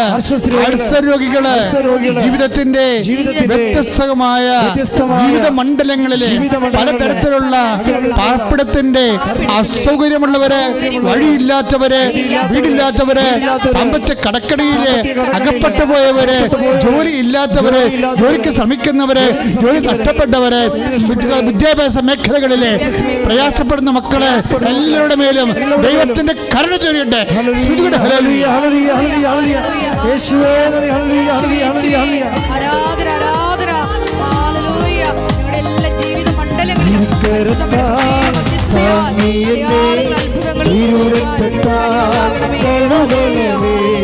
തിരുക്കരത്താൽ താങ്ങി എന്നെ തിരുരക്തത്താൽ കഴുകണമേ. പെരുമഴ പോൽ പെയ്യട്ടെ, പെരുമഴ പോൽ പെയ്യട്ടെ. യേശുവിൻ രക്തം, യേശുവിൻ രക്തം, യേശുവിൻ തിരുരക്തം, യേശുവിൻ രക്തം, യേശുവിൻ രക്തം, യേശുവിൻ തിരുരക്തം. പ്രിയമുള്ളവരെ, നായികമാരച്ഛനെ ഉൾപ്പെടെ ഒത്തിരി അച്ഛന്മാർ രോഗാവസ്ഥയിലാണ്. അവന് സുവിശേഷ പ്രവർത്തകർ കുറച്ച് പേര് രോഗാവസ്ഥയിലാണ്. ലോകം മുഴുവനുമുള്ള കോവിഡ് രോഗികളെ, അതിനുവേണ്ടി ബൈസ്റ്റാൻഡേഴ്സാണ് നിൽക്കുന്നവരെയും ആരോഗ്യ പ്രവർത്തകരെയൊക്കെ ഈ സമയത്ത് ഓർത്തുകൊണ്ട് സൗഖ്യത്തിനായി ശ്രദ്ധിക്കട്ടെ. ഹല്ലേലൂയ, ഹല്ലേലൂയ, യേശുവേ, Lord Jesus, pour out His Spirit. This is a fire finger, strong with the precious blood. I command you, in the name of Jesus Christ, to be healed. Hallelujah, hallelujah, hallelujah, hallelujah. യേശുവേ നന്ദി, ഹല്ലേലൂയ, hallelujah. രോഗമെല്ലാം മാറിടട്ടെ, കഷ്ടമെല്ലാം നീങ്ങിടട്ടെ. രോഗമെല്ലാം മാറിടട്ടെ, കഷ്ടമെല്ലാം നീങ്ങിടട്ടെ. തിരുമുറിവിനാൽ സുഖപ്പെടട്ടെ, തിരുമുറിവിനാൽ സുഖപ്പെടട്ടെ. സമാപന ആശീർവാദമാണ്. എല്ലാവരും മുട്ട നിൽക്കുക. എന്തെങ്കിലും വിഷയം അച്ഛൻ വിട്ടു പോയിട്ടുണ്ടെങ്കിൽ ഇപ്പോഴും നിങ്ങൾക്ക് സമർപ്പിക്കാവുന്നതാണ്.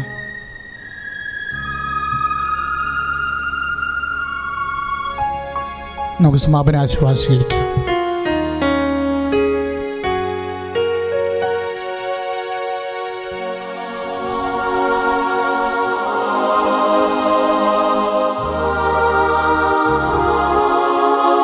ജീവിത ദുരിതങ്ങളും ഉടമ്പടി നിയോഗങ്ങളും ദിവ്യകാരുണ്യ സന്നിധിയിൽ സമർപ്പിച്ചുകൊണ്ട് നമുക്ക് ശിരസ്സ് നമിച്ച് ഈശോയെ സ്തുതിച്ചുകൊണ്ട് നമുക്ക് ആശീർവാദം സ്വീകരിക്കാം. ഹല്ലേലൂയ, ഹല്ലേലൂയ, ഹല്ലേലൂയ.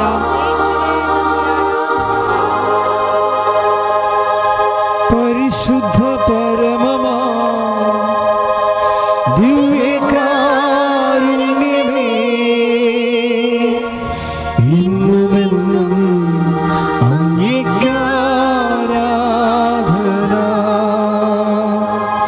പരിശുദ്ധ പരമമാ ദിവ്യകാരുണ്യമേ, ഇന്നുമെന്നും അങ്ങേക്കാരാധന. പരിശുദ്ധ പരമമാ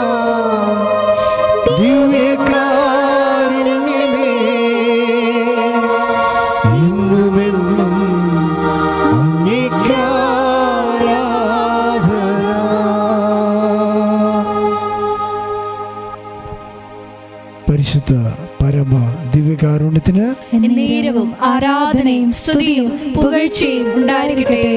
നിത്യസ്തുതിക്ക് യോഗ്യനായ പരിശുദ്ധ പരമ ദിവ്യകാരുണ്യത്തിന് എന്നേരവും ആരാധനയും സ്തുതിയും പുകഴ്ചയും ഉണ്ടായിരിക്കട്ടെ.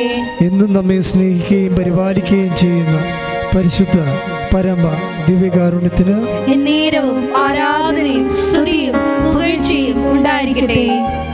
പരിശുദ്ധ പരമ ദിവ്യകാരുണ്യത്തിന് എന്നേരവും ആരാധനയും സ്തുതിയും പുകഴ്ചയും ഉണ്ടായിരിക്കട്ടെ.